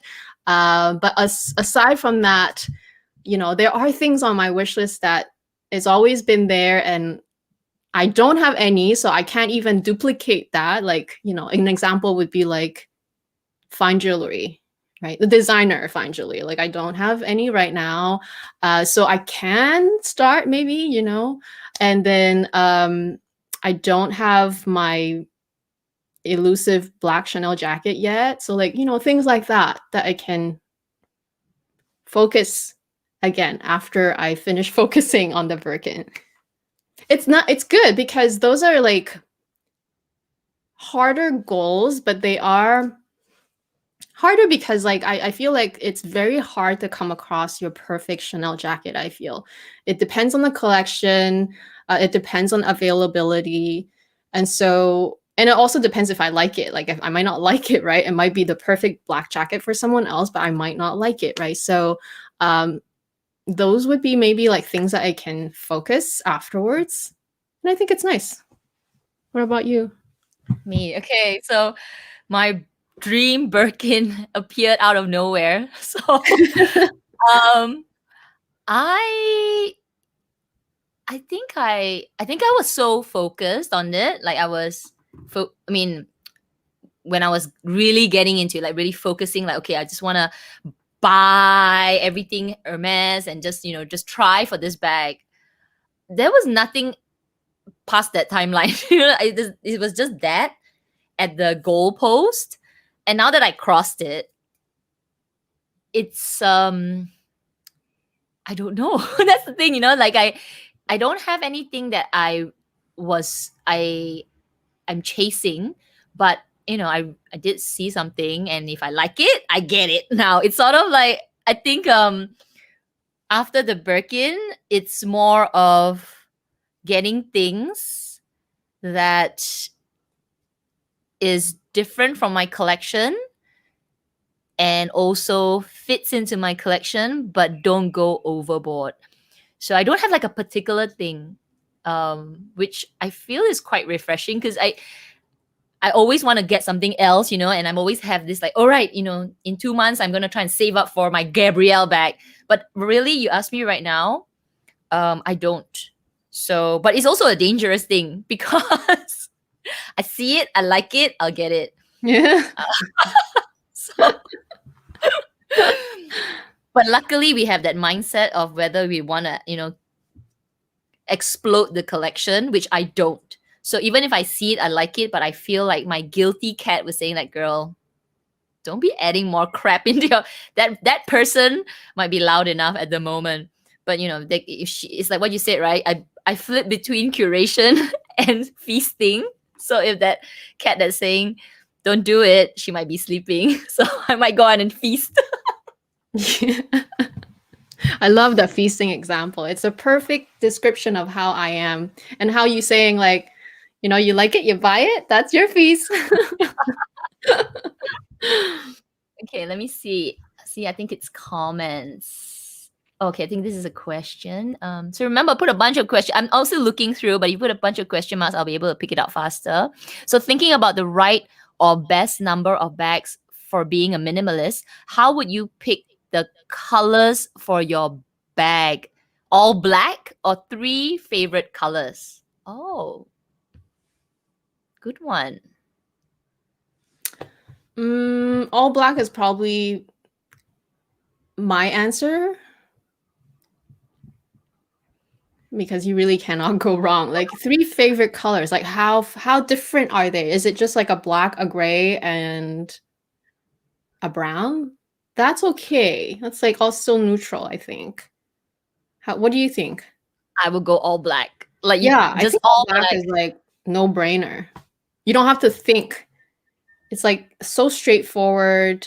You know, being minimalist, you still have to make it easy for you to do it, right? Maybe I feel it's hard for me because I'm so like, oh, but I like this too and I like that too. But if you make it a criteria, all black, you know, if all my clothes are like top is white and bottom is black and all my black is my bag are black, then it's so easy. You don't have to choose. You know, I'll take a white, I'll take the black, and that's it. I think you can play with the hardware, I guess. But like I said earlier about that guy, you remember this was the Japanese guy a few years ago when I watched it. When he slide open his door, it was like all white, all black. So it seems to be the right formula. Black works, maybe different in color of hardware that could you play around with, but black is always the safest. And it's true because when you sell, let's say like for us, when we sell colorful bags, they don't get picked up as quickly as a black bag because black is universal and just so much easier. Okay, here's one from MK. Good question. Thank you. MK. Stop shopping fast fashion doesn't make you too minimalist. I can't see any of you becoming like that in the close future. Haven't shopped fast fashion since my adolescence, but I'm no minimalist. Well, that's the thing. I said I will never become, because I'm not. I really am not. And you're right. Even if I stop shopping fast fashion, it'll only help. But yeah, I'll never be a true minimalist. Like I'll never be the person with 30 pieces of clothing, including socks, and 3 bags and be done with. Like, no. Very hard. Unless I'm traveling, yeah. I'm a minimalist while I'm traveling, so. You know, the funny thing is when you travel, you bring all your favorite things. Yeah. When I travel, I don't. I do the totally opposite. Oh, why? You know why? Okay, I'll tell you this. So sidetrack a little bit. So when I travel, I bring maybe 1 or 2 of my favorite pieces because I know I'm gonna wear, like, have fun with it. But I actually take traveling as an opportunity for me to declutter. Opportunity to declutter? How? Like you throw it away while you're traveling? No, I will wear I will wear, like, I think a mix. Like some of it I know I will wear, but then I'll also take a bunch of these like clothes that I'm not sure if I'll wear or not. And if I realize I don't wear it, I will donate it. Either there or I come home and I'll donate Ah, it. So I take this opportunity to like sort of like, I think I'll wear this. I think I'll wear that. And if it gets torn and tattered during the trip, goodbye. Yeah, I do that. that's interesting. But you know why I take my favorite things? Because I look best in my favorite things, and I want to take the best memorable pictures with my best outfits and my best bag. You know, that's why I take my best as in favorite things, because I want to look my best when I'm traveling, because I don't otherwise really take pictures that are worthy to keep. Like, you know, there's no scenery behind me if I'm in my own city. Like, you know, True. there's no palm trees, no beach, like nothing like that I need to remember. So I don't take Ooh. photos if I'm in my own city, but I take more photos, and I actually, like, when I look at those photos, I remember where we were, what we did, and I look the best if I have my favorite things, my favorite outfit on. That's why I bring my favorite things. This is interesting, you know, because I don't. I mean, I not to say I don't. I half of it. So Yeah, yeah, yeah.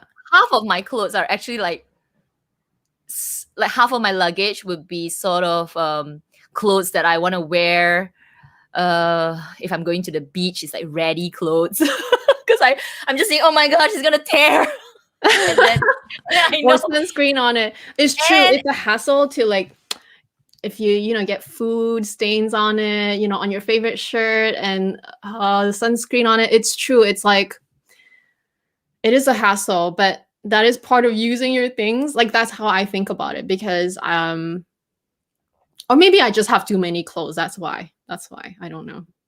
and I'll tell you one more reason why. Because when I go traveling, I mean, last time I used to go traveling. A big part of my traveling is shopping. So if I bring too much clothes, I don't have luggage space. So I need to Right. declutter my luggage space. So that's the first half that needs to go. It's true. You I'm can like, just get rid as you buy more stuff and yeah, I'm like, replace it in your no luggage. worries, no worries. But if I I guess bring it all depends my on the type favorite, of trip then. If it was like a, you know, because we do drive down to the border. Sometimes we go to Seattle, and sometimes we do shopping trips. If I was really there to, like, like, my mindset is just to shop, it's true. I would wear, like, you know, my worst shoes I want to dump. yeah, I buy a new pair, I can just dump it and wear the new pair. Like, you know what I mean? That's like, it's a different mindset if it was like a really purely shopping trip. I do agree. I do agree. Yeah. those will be the ones that will go like, okay, Yeah. I'll tell my husband, you don't need 4 t-shirts. Three of your ready one because we'll buy more. Yeah. Okay. Kobe girl, does Loewe bags hold their value? I love their leather quality, but worry about future resale value. I don't own any Loewe, so I can't comment. What about you? I don't own any Loewe either, but I feel like anytime you want to know if something has good resale value, is just to look it up. And the first place I usually look up is Fashion File. So if you just, like, do a quick search, literally, like, right now on your phone, within 5 minutes you can kind of get an idea. It doesn't mean that it's like, it gives you an idea. So it doesn't necessarily mean that if you try to sell it yourself, that you won't be able to. Mhm. Okay, what am I saying? Okay, so if let's say Fashion File shows that it's selling for about retail, then you know that you can probably, if you try to sell it yourself, you can probably get around retail, like around what you paid for, which means that they do retain their value, sort of. If it sells for more, like on Fashion File, if it sells for more than retail, then you know that it's retaining their value. But if it sells for significantly less, then chances are that they don't retain value so well. Oh my gosh, I'm getting tongue twisted so much. So I always just look at Fashion File just to get an idea. Mm. And it's also really depends on the condition of your item, the color that you choose, the size that you choose. All those things that we said earlier also applies to resale value, because right now the trend is mini bags or small bags. So those will keep their value the best. A neutral color always usually sells best as well, and the condition. Yeah. Yeah, I agree. I think Louis V is quite classic. Like they don't have many trendy pieces. So I don't see their value dropping too much. But yeah, definitely check the resale. Like Fashion File is a good one to get an idea of like, oh, that's how much somebody is selling it for. Okay, I think I missed a comment about colorful Nor from For the Love of Bags. There was this question about I saw it like she's colorful Nor is Eileen. She is a luxury YouTuber, but her focus is on minimal. She's not minimal. She's like a mindful shopper, which is very very interesting. So if you are in that kind of mindset and you need ideas or inspiration, she's a good channel to watch because she has a lot of good ideas on how you can minimize your shopping, especially if you're in that same mindset as her. So MK, you're saying that I also love Colorful Nora and love what she says. She's in a different tier as us. Different season of life, I feel. Yeah. The season of life, correct. Okay, I'm just scrolling down.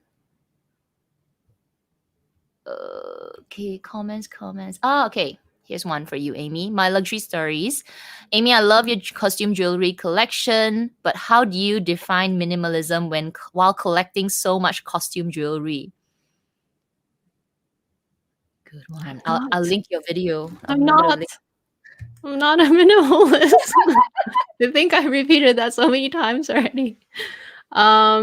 However, so I'm not a minimalist, not even close. However, I feel like my collection is not so crazy. Because yeah, thank you. Yeah, I think Kat will link it later. But I literally just posted it like last night.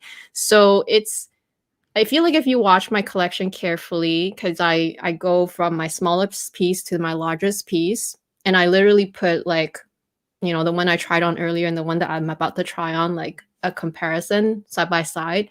So you're gonna see that every piece I have is so different. Are there anything that are kind of similar? I won't say your earrings are similar because I do like the fact that you did like small and then it went bigger and then bigger and bigger. And that gives a bit of differentiation, even though they're all CC, but that's different. Was there anything? So yeah, what I wanted to say is that while I'm not a minimalist, I feel like my collection is okay. Like I'm actually really happy about how I've been curating my jewelry collection so far. And anything that I don't have, I've either already gotten rid of or I couldn't because I couldn't sell the only two pairs that I'm trying to sell is because they're uncomfortable for me. But everything that I don't have that you don't see in my current video right now, I've already sold because they didn't serve me. So I feel like every piece that I have is so, like, the occasion that I wear them is so different, and they all are different enough style-wise because, you know, even if you put the earrings side by side, yeah, maybe they look the same because there's a few CCs and there's a few Chanel, but when you put it on, it's different. It looks different. So for me, that's how, what's your question? I love your, but how do you define minimalist while collecting? Yeah, so I don't think I can define minimalist in my collection, but I feel like because each piece has its own style and like the way it looks is different, and yeah, that's how I kind of like, do you know what I mean? Like I don't have a million pairs of earrings, you know what I mean? Like, okay, not maybe not a million. I don't have 100 pair of earrings that I don't really know what I have. I actually know exactly all the pairs that I have. Every time I go about reaching for a pair, I have already an idea of which one I want to reach for because like I know my earrings so well. So if you can reach that level, then it's good. It's not minimalist, but it's a good variety while not being too overboard and not duplicating. Does that make sense? Makes sense. Yeah, I think you have a good variety but not excessive. Like I've seen some collections where there's a really like a lot of earrings, but almost every single pair that you have it's different, right? It's different and it's unique. Yeah, I think that should be minimalistic in a way, right? It's not necessarily minimal. It's a curated. Yes, I feel way. like my earring collection, Chanel earring collection, is very curated, and I know exactly what is missing if I wanted to add anything that I feel like is missing. But honestly, with what I have, I don't feel like I'm really missing. But if I see something that is so different, and I know the vibe that it gives me when I wear it is different, then I'll add to it. But it's probably gonna be actually, I've never really added like a bunch of earrings at the same time. It's over time. It's really been over the years. So yeah, it's always just adding one at a time, like here and there, really. And really just like the style has to be quite different from anything that I have. Like, you know what I mean? Watch it. Maybe oh, actually you already watched it. But I hope that it makes sense, what I just explained. It's so hard to explain. I don't know. Trial and error. You Like I did said, I well. did have to sell a few pairs that did not work out. Yeah, I think I've got one pair I want to sell, but we'll see. I'm still thinking about it. Like my star earrings. Oh, I feel like I might want to let it go. I don't know. Okay, because I'm moving towards like different earrings now, so we'll see. Okay, yeah. MK. Recently, I've been influenced by Kat, thank you, and Clara, and I'm so obsessed with fine jewelry pieces. Got 3 rings already, 1 bracelets and pendants. Now it's so scary. It is. It is a very expensive, slippery slope, but it's so different. Fine jewelry is so different from bags. I love my bags. I love my fine jewelry, but fine jewelry, even though it's expensive, you get so much wear out of it. Yeah, so much wear out of it. As long as you wear it. So the thing about fine jewelry is you have to wear it, because if you don't, it can just sit there for years and years and years, which I have some pieces like that from Tiffany. And yeah, it's worse than bags because it'll just sit there. At least with bags, you'll see it like, oh shit, I should carry it out. But I don't know. Amy's gonna be getting some fine jewelry soon. Yeah, I am getting a lot of inspiration, and just yeah, these ladies are all definitely influencing me. However, I feel like I'm good at curating jewelry, whether it's fine or well, I haven't done fine yet, but like I feel like I'm doing so good with my costume jewelry because costume is so much more affordable, right? I could have gone crazy buying tons of it, but I haven't. I just really buy what I felt like is extra special and that looks good on me. So I feel like I will bring that skill to fine jewelry as well. Like I probably wouldn't go too crazy. I hope not. You won't. You Because can't. it's even more expensive. So. The good thing about fine jewelry is because it's so expensive, that's where you're like, okay, let me think about it. Yeah. Okay, Joyce Lee, what do you define as a luxury handbag in your count? Does it include Coach and Michael Kors? What about walks and large pouches, toiletries, pochettes used as clutches? Mm. Okay. I'll go first because I remember this. I don't include Coach and Michael. I don't have Michael Kors, but I didn't include my Coach. I don't include I guess contemporary to high end brands. I only included things that are how I see luxury is. So my personal would be like anything like Fendi. I guess those really branded names as luxury.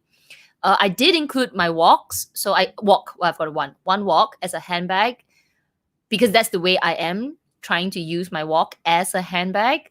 I did include the SLG bag, which is the round clutch. I also included clutches, but I have this. So wait, let me just show you. I have what is this called? Vanity case? vanity case. I think there's a name for it. LV Oh, niece BB. Nice right. niece. Yeah. I was actually debating on adding it in, but I'm not using it as a bag. I'm actually using it with my makeup. So some people would define this as a bag, but I didn't. Yeah.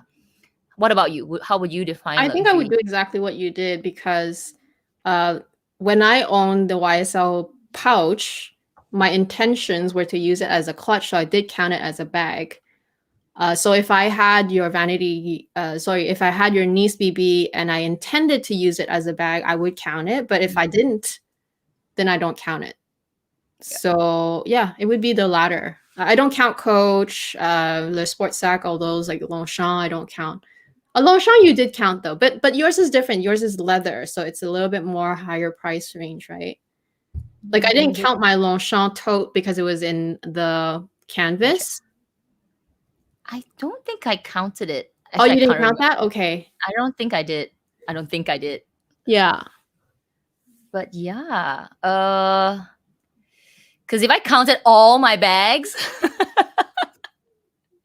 No, we would be in a very dangerous no, territory. We won't be I talking think about. your little Longchamp little bag was still in like the few. Is it in the few $100 Yeah, range? it was like $300. Oh, okay. No, I wouldn't count that then. No, because that's the same as Coach. Mm, Yeah. I don't think I did. I don't think I did. But of course, it depends, right? Everybody would, ask me as a teenager.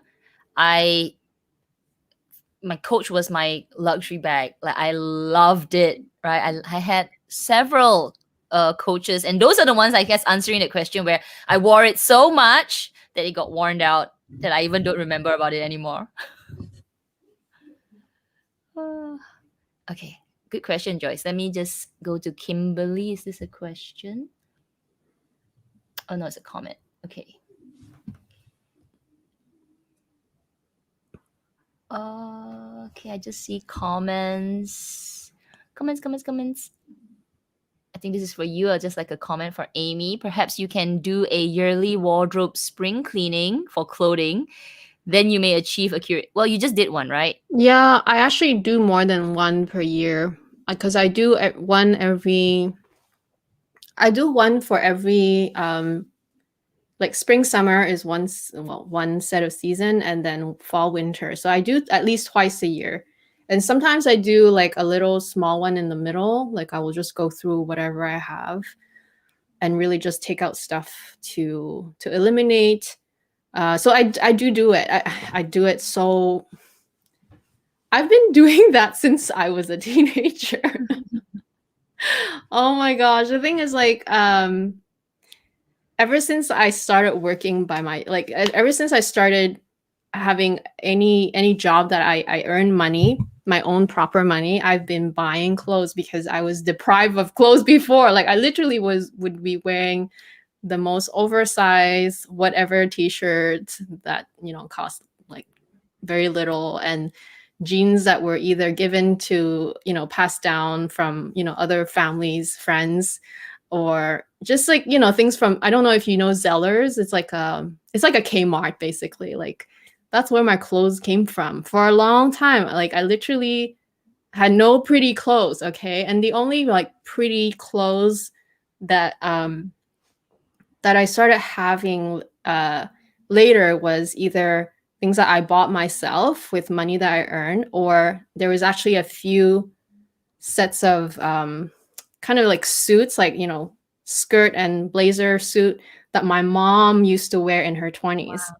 But I started wearing them when I was in grade 6 because my mom is so small. My mom's super petite. I was already taller than her.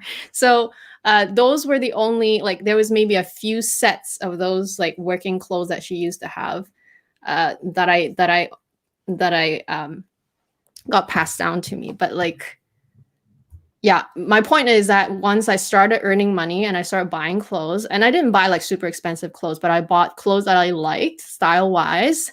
There was a lot of Le Chateau, which MK knows about. It's kind of like the H&M of now. but more expensive at the time, actually. Thankfully, we actually had a warehouse, like a factory where they sell it for a less price. And I used to go there with my friends. But yeah, I have been accumulating clothes since I was able to earn money. And I have been having this bad habit of buying too much clothes that I love. I used to actually wear them way more, but the seasons change, the trend changes, and then you buy more. So like you run out of space, right? So I have been doing this whole like every year wardrobe spring cleaning since I was a teenager. Wow. It's a long habit to have, like a long bad habit to have, which is why it's so difficult for me because it's been something that I've been doing for a long time. It's just that now my clothes are more expensive. That's interesting. And I think it's also because you live in a country that has 4 seasons. Yeah. Here, I do spring clean, but it's usually because I've worn them so much, these t-shirts and all that, they start to look a little ratty and I'm so sick of them. But I don't have like a season change. Because I feel like that does affect your purchasing, because it's like, oh no, I need to swap out this whole set of springy or summery clothes, and now I need to take out all this thicker, warmer clothes, and then that goes into storage for the next 6 months, and then it actually adds up, right? I feel like it's 2 sets of seasons basically of clothes, which yeah, you're totally right. I have clothes for spring, summer, and I have clothes for winter, fall. And basically I have double the amount of clothes because our seasons are so drastically different. It's not like, you have the winter too, I know, but like your winter is still our spring, okay? So I can still live in my summer clothes if I were you. So I would probably just have one set of clothing. You're right. It's so true. And then we have boots. We have all the accessories like hats and scarves. I have a billion scarves and a billion hats, billion mittens and gloves, like all those things. It's a lot. Yeah, you're right. It's a lot. It's a lot. It's a lot. It makes such a big difference actually where you live, like what you need, coats and stuff. I have slippers and just like I wish I can wear slippers all year round. Oh my gosh, I hate having to put socks on and to tie my shoes and my boots. I'm like, oh, I hate it. I hate it. need to be in Asia. Okay. Knowing Lux, curating and minimalisms are defined differently by each person or family. What would you say your boundaries or preferences are when it comes to peace of mind?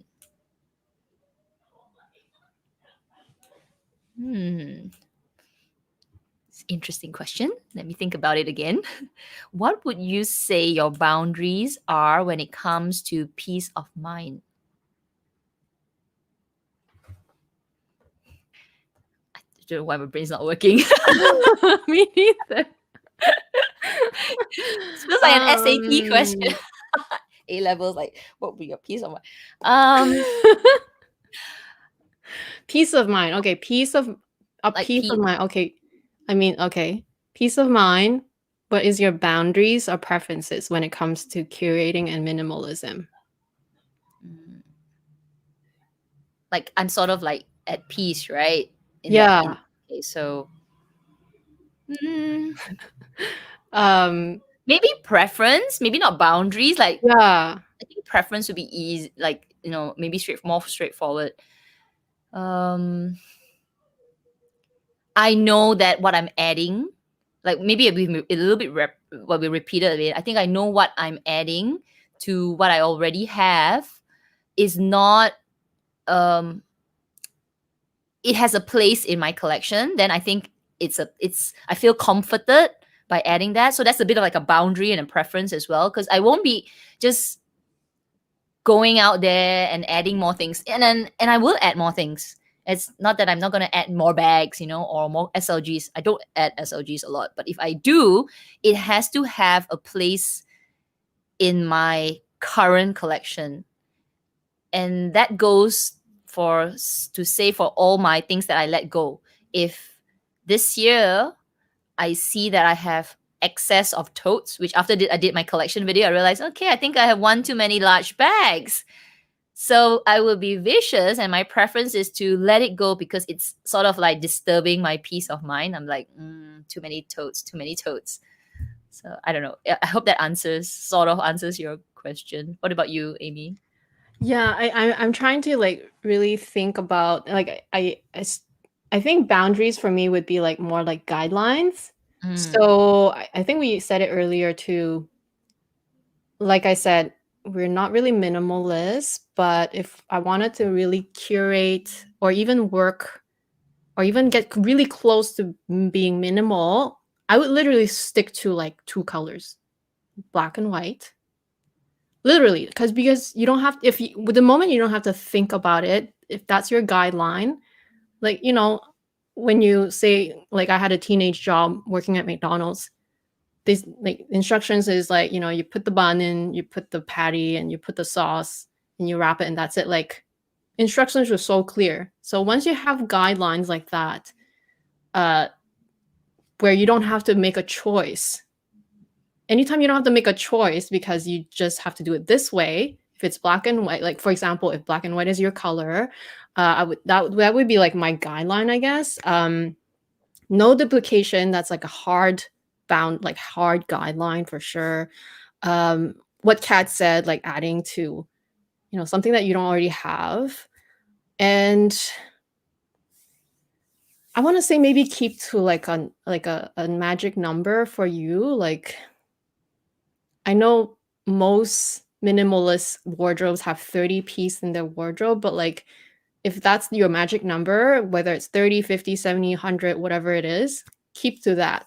And if you have to add in anything and you go over that number, then it's maybe one in, one out rule. That's how we go about it. But maybe we're like the worst people to ask about guidelines and preferences because we're not minimalist, which is why it's so hard to answer this. I wonder like what other people really think about when they curate and when they become minimalist, because like I said, unless I'm in this really bad situation where I lost everything, then yeah, I literally have to start from scratch, right? Maybe put yourself in that mindset too, like just as a hypothetical. Then what would you absolutely have in your wardrobe? Then yeah. I don't like to put myself in that situation though, so but I feel like the color thing and the number thing and the no duplicates thing really helps, especially the color. Don't think about any other color, just those colors that you're gonna wear. If they don't exist, then you don't buy. Correct. I think color size, Yeah. color and size are two very fundamental things, because if we want to be, adventurous and all, sometimes it doesn't work out, and won't suit your lifestyle. So good answer. Okay, and good question. Hard one. All right. So we are reaching the 2-hour mark. I'm gonna take one more question and then we'll finish off with that. Okay, let's take this one from I'm Back Happy. 5 reasons you should probably let go of a bag.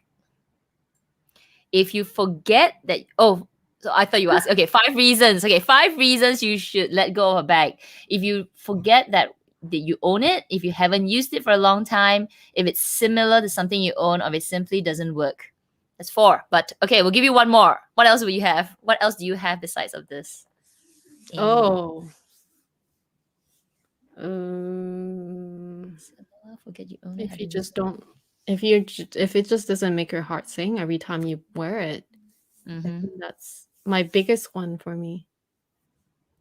Yeah. If you forget you own it. Okay, I never. Do I forget that I own a bag? Not my luxury bags. I don't forget. But you know what? I don't. I actually I agree somewhat. I don't forget what I have, but sometimes when I don't see it because they're not my favorite bags, so they're in a different location, then I kind of forget that I could have worn that too. You're right. If you haven't used it in a long time, similar, or if it's something similar that you already have, Doesn't work out. Yeah. Yeah. I feel I like what think- I said is kind of like, because if it something that doesn't really make my heart sing, then all those things apply. Wow. Do you hear any background, by the way? Nope. Okay. Because someone is going crazy chatting on the phone with a friend. So I'm hearing it, so it's distracting me. But it's as long as you guys don't hear it, it's fine. I don't hear it. I don't Okay. hear it.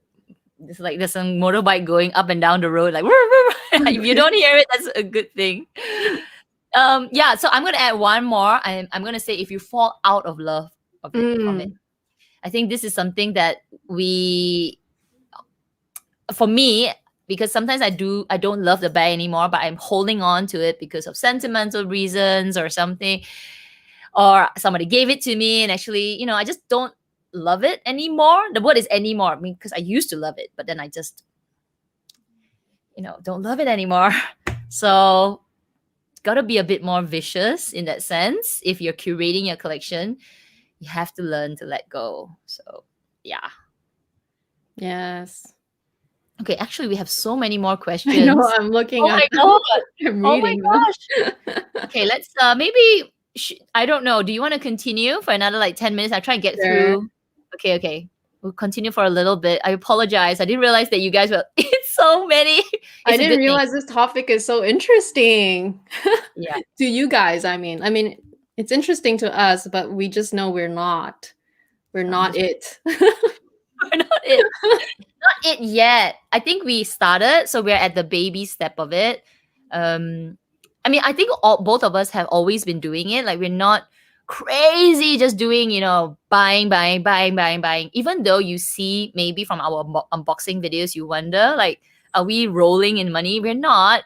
It's just that you don't see us also cutting back in other areas of our life. Like I don't go and drink Starbucks every day, even though the past 2 days I have been and I scolded my husband, don't buy Starbucks.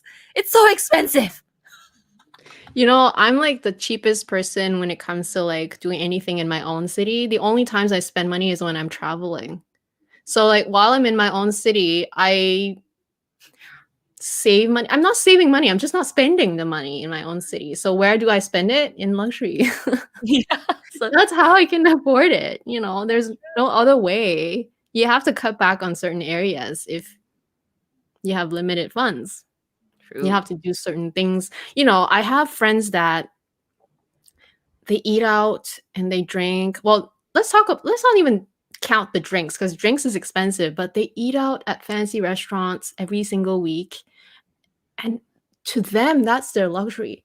But how expensive is that? Because every time I hang out with them, I'm like hurting a bit. I'm like, Yeah. I normally don't ever do that ever. On my own, I will never do that, Yeah, I'm such a cheapskate on my own as well. Like, I eat out because I don't cook. Like you cook, right? So Right. Yeah. So my husband will say things like, "Oh, let's go and eat ramen today." I'm like, "No, ramen's expensive. Let's go to the hawker. Let's get my No, kangkong." even eating out is fine, but like they eat out at fancy Yeah, restaurants, fancy. right? So like the bill comes as like $100 per person. I'm like, oh my god, I'm like, There's an SLG. There's an SLG right there. yeah. And that's not even counting the drinks because I don't even drink, right? So, oh my gosh. Okay, Roxanne, do you feel the guilt over buying luxury? Till now, I can't tell my mom about luxury purchases. All the time. And even though I spend my own money, I spend my own money. I don't think I've ever got maybe once or twice, but yeah, it's all mine. I still feel guilty because I have to explain to my husband I got a Birkin. Yeah, I think to answer your question, yes, but I try not to because the thing is, with my parents or like even anybody else that don't quite they don't comprehend why I love those things and like love to buy those things is because we either have different values or they were raised differently in different circumstances. It's not like I was raised with lots of money either, but like that's the whole point. My parents came from, you know, very, very humble, like no food on the table type of situation when they were younger. So, and then, you know, they were immigrants here. So like even when I grew up, it was a very difficult childhood financially. So that's the type of life that they were used to, and that's the mindset that is ingrained in them. So for them, it makes no sense to spend even $200 on a handbag. Like, what? That's like 3 weeks of groceries. Like, you know what I mean? Like, it's like their mindset is totally different. They focus the money and the spending or the saving in the essentials, like what is needed to survive. Whereas, fortunately for us, we, you know, are more educated. Like, at least I'm speaking for myself. Like, you know, I'm the first generation of, you know, going to university, and like first generation of being born in Canada. Like, it's very different for me. Like, even though my upbringing like came from them and I knew how it worked, and I have a sort of like a sense of how their childhood was, but like 10 times worse than mine. So you kind of have to get, like, you know, I understand from their perspective, which is why I feel guilty, but only because I know their perspective and I'm trying to like respect it. But I try not to, because it's also my own life and I'm trying to live my own life, you know? I know it's kind of like a very ironic, like very like yeah, hard to explain. But yeah. Short answer, yes, I feel guilty, but I try not to. Good answer, actually. I try not to as well, but you can't help it because you know, being judged sometimes. But when you're like, I'm on my own, I'm like, no guilt at all, man. I love it. Shouldn't be feeling guilty. Okay, you're not hurting anybody. Okay, Shakina, if you can only have one Chanel bag, oh man, this Why? answer. Why one? Why one? What would it be? Oh man, why one? From my own collection or from anything? Maybe from your own collection. What are we doing? From my own. I'm crying inside. Okay, from my own collection, I'll just choose the trendy CC. Oh, I thought you were gonna pick your 19. I was good. I want to pick my 19, but I'm also thinking like if I can only have one forever, the trendy CC looks more, also more like you can take it to a wedding. Where's my 19? I can't. You know. So it's more like, it's also my evening bag. It's also my everyday bag. It's gonna get worn out more, but that's why I pick it.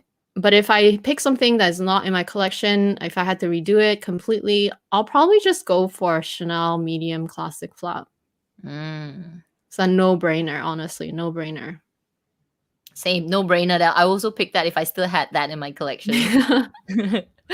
But if I'm picking something from my collection, I would go with my camera bag, because I find that, like you, I can use that for many occasions. It would be great for dinners. It's great for going out. Good for events. So, and it's small and it's cute. Small bags are in. Okay, Shanna, Nick, Ken and Amy, what fine jewelry do you recommend from Hermes? That's so subjective though, because I love my earrings, but I will never buy Hermes earrings. You know what I mean? I feel like Hermes, I will only buy things that I cannot buy from Chanel. So I feel like, you know, Chanel doesn't really do like a nice bangle. So maybe something like their bracelets, or even rings. I mean, Chanel has rings, but like I feel like Hermes actually has quite a few different designs that are really interesting and different that you can't really get anywhere. Yeah, what about you? I agree, actually. Bracelets and rings. I think their necklaces are also pretty good.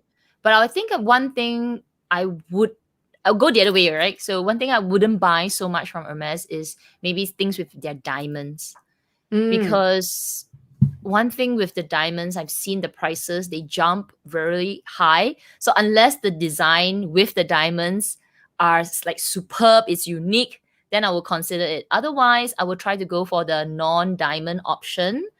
If it still looks as good, I just think that's a consideration. Yeah, because the moment I've seen some of their items, the same thing with just gold or even silver, once they add like a couple of diamonds on it, it's double the price. Yeah. Yeah, and it's a lot of difference. So I think bangles and rings are, and that's because I also like bangles and rings, so I would go with that. And then maybe following that would be the necklaces, and then finally would be earrings, because for me earrings are Chanel, like they're fun and all. And then if I wanted studs, I don't need luxury studs. So it would be the last pick lah. If I was trying to spend for my quota, maybe I'll pick it. Yeah, that's the thing. Like sometimes you just have to buy something if you need to. But I mean, I think their earrings are nice too, but it's not me. I already have diamond studs that I can wear instead, so why would I buy something that's like more inferior, you know? And earrings also get lost very quickly. I don't know why. Okay, too good to forget, Tran. Okay, Amy, you have so many similar Chanel handbags. Do you use all or use only the favorite colors? I have 5 medium classics, and I tend to only use the black one. Wow, Wow. jealous. Okay. To answer your question, I do have similar Chanel handbags, but the maximum number of duplicates I have is 2 right now because I did end up selling one of my Coco handle. You're right. I do favor the black one. So like I favor my black Gabrielle, I favor my black mini, I favor my gray Coco handle. But I actually do wear the other color too, just a little less. So if you look at my Gabrielle, for example, if you compare them side by side, you see more creases on the black one because I do wear that one more. Yeah, to answer your question. But I think because you have 5, girl, you have 5. is a lot harder because when the moment you have 5 and you have that one that's black, that the ultimate classic, there's no way around it. You're gonna like if I were you, I would wear the black one all the time too. You're right. Good answer. Okay, let's answer this one pretty quickly. Kobe, if I just want one piece of fine jewelry that I will use all the time, which one will you recommend? I can answer this quickly. I would say for me, bracelet, because I wear bracelets. So I wear my bracelet all the time, and I got this habit through my nomination bracelet. This was something that I got when I was 21. So I built the habit that I'm okay with bracelets. I love rings, but I tend to take them out every night. So, and because I take them out every night, I may not wear them every day as well. So but with the bracelets, I wear it all the time. So for me, I would recommend bracelet. I think for you, because your answer is bracelet, is because your kind of bracelets stays in your arm. Like you don't, if you remove it, it's a hassle, right? So I think that also you have to factor in that, like which bracelet are you buying, right? If you were to buy a bracelet, for example, like if it was a daintier bracelet, you probably want to remove it too. True. Yeah. For me, I love the idea of a bangle that I can just stick on my arm all the time, but I haven't found the one. I'm still on the hunt. It's okay. It'll be a journey on its own. But for me, rings are the other thing that I would consider. Like for me, rings are a big deal. Like I can only wear rings on my ring finger really because my other ones, like my other fingers, the arthritis is more active there. But yeah, my ring finger is pretty, so I love to buy rings for my ring finger. So for me, it would be rings. But I am trying to figure out which bracelet works for me. We'll see. Okay, I'm going to answer one last one. And if anything we missed out, we can answer it on Amy's channel next week on the Luxury Live show. Okay, last one. Serenity again. If Fendi was comparable to Hermes in name, price, and quality, would you choose an Hermes Birkin or Kelly or a Fendi medium peekaboo? Okay, I know my answer. I'll let you go first. Because name, price, and quality, right? You're giving this three. Okay, I have an answer. Name, price, and quality. And so including workmanship, right? Yep. So the same price. I'm imagining a peekaboo and a Birkin and Kelly. Let's give it a price of, let's say, 9,000.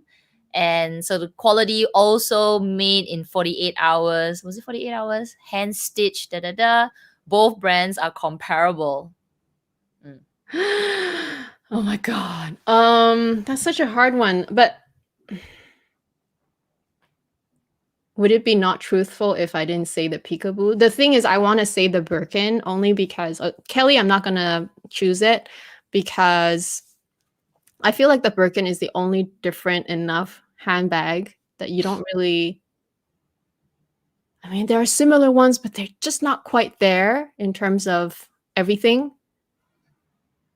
But I am a big fan of the peekaboo. So, can I just not choose? What's your answer? I'm gonna still say the Birkin or the Mm. Kelly Hermes. You know why? And I think we talked about this in one of our live streams about classic bags. I said that one of the reasons I don't pick Fendi, even though I know that their quality is amazing, they're also high end, and the leather is supple and it's not a cheap bag, is because they don't keep their designs. True. I find that with Fendi, they don't have a core collection. This peekaboo, if you tell me that it's gonna be around for the next 30 years, I'll wait the 30 years first. Whereas the Hermes Birkin and Kelly have been around for so long. Yeah, you're right. That is a big factor. It's like a classic. The Chanel classic flap has been around for so long. It will never look dated in 20 years from now because it will always be there. Birkin as well, it's been around for how many years. Speedies, never fools. But with the peekaboo, it's a gorgeous bag, but I don't trust Fendi. I don't trust them if they might decide to, we'll revamp it. And it's gone. It's gone. Yeah. But you know what? Why I wasn't thinking about that, because I was thinking that everything being equal. That's what I assumed in my head. Like everything being equal, even like how timeless it is. I was thinking of like the bag, actually, like the actual bag design. But yeah, that's why I couldn't choose. But you're right. If just the price and quality being the same, but Hermes being, the iconic bags, Birkin, Kelly versus Peekaboo, where the style is still changing a lot, like it's still evolving. Yeah, that's a little challenging to accept. True, right? Okay, we are 20 minutes out. I'm so sorry. Yeah. But thank you to everybody for all the questions. We love the interaction, and we really appreciate it, and we hope that you enjoy this format. So, thank you. We will see you all next week on Amy's channel. So make sure you subscribe to both of us, turn on the notifications so that you'll know when time we're going on. Follow us on Instagram as well. Everybody, thank you for joining us. Almost 2.5 hours. Don't forget to like. Don't forget to like. Bye. Bye.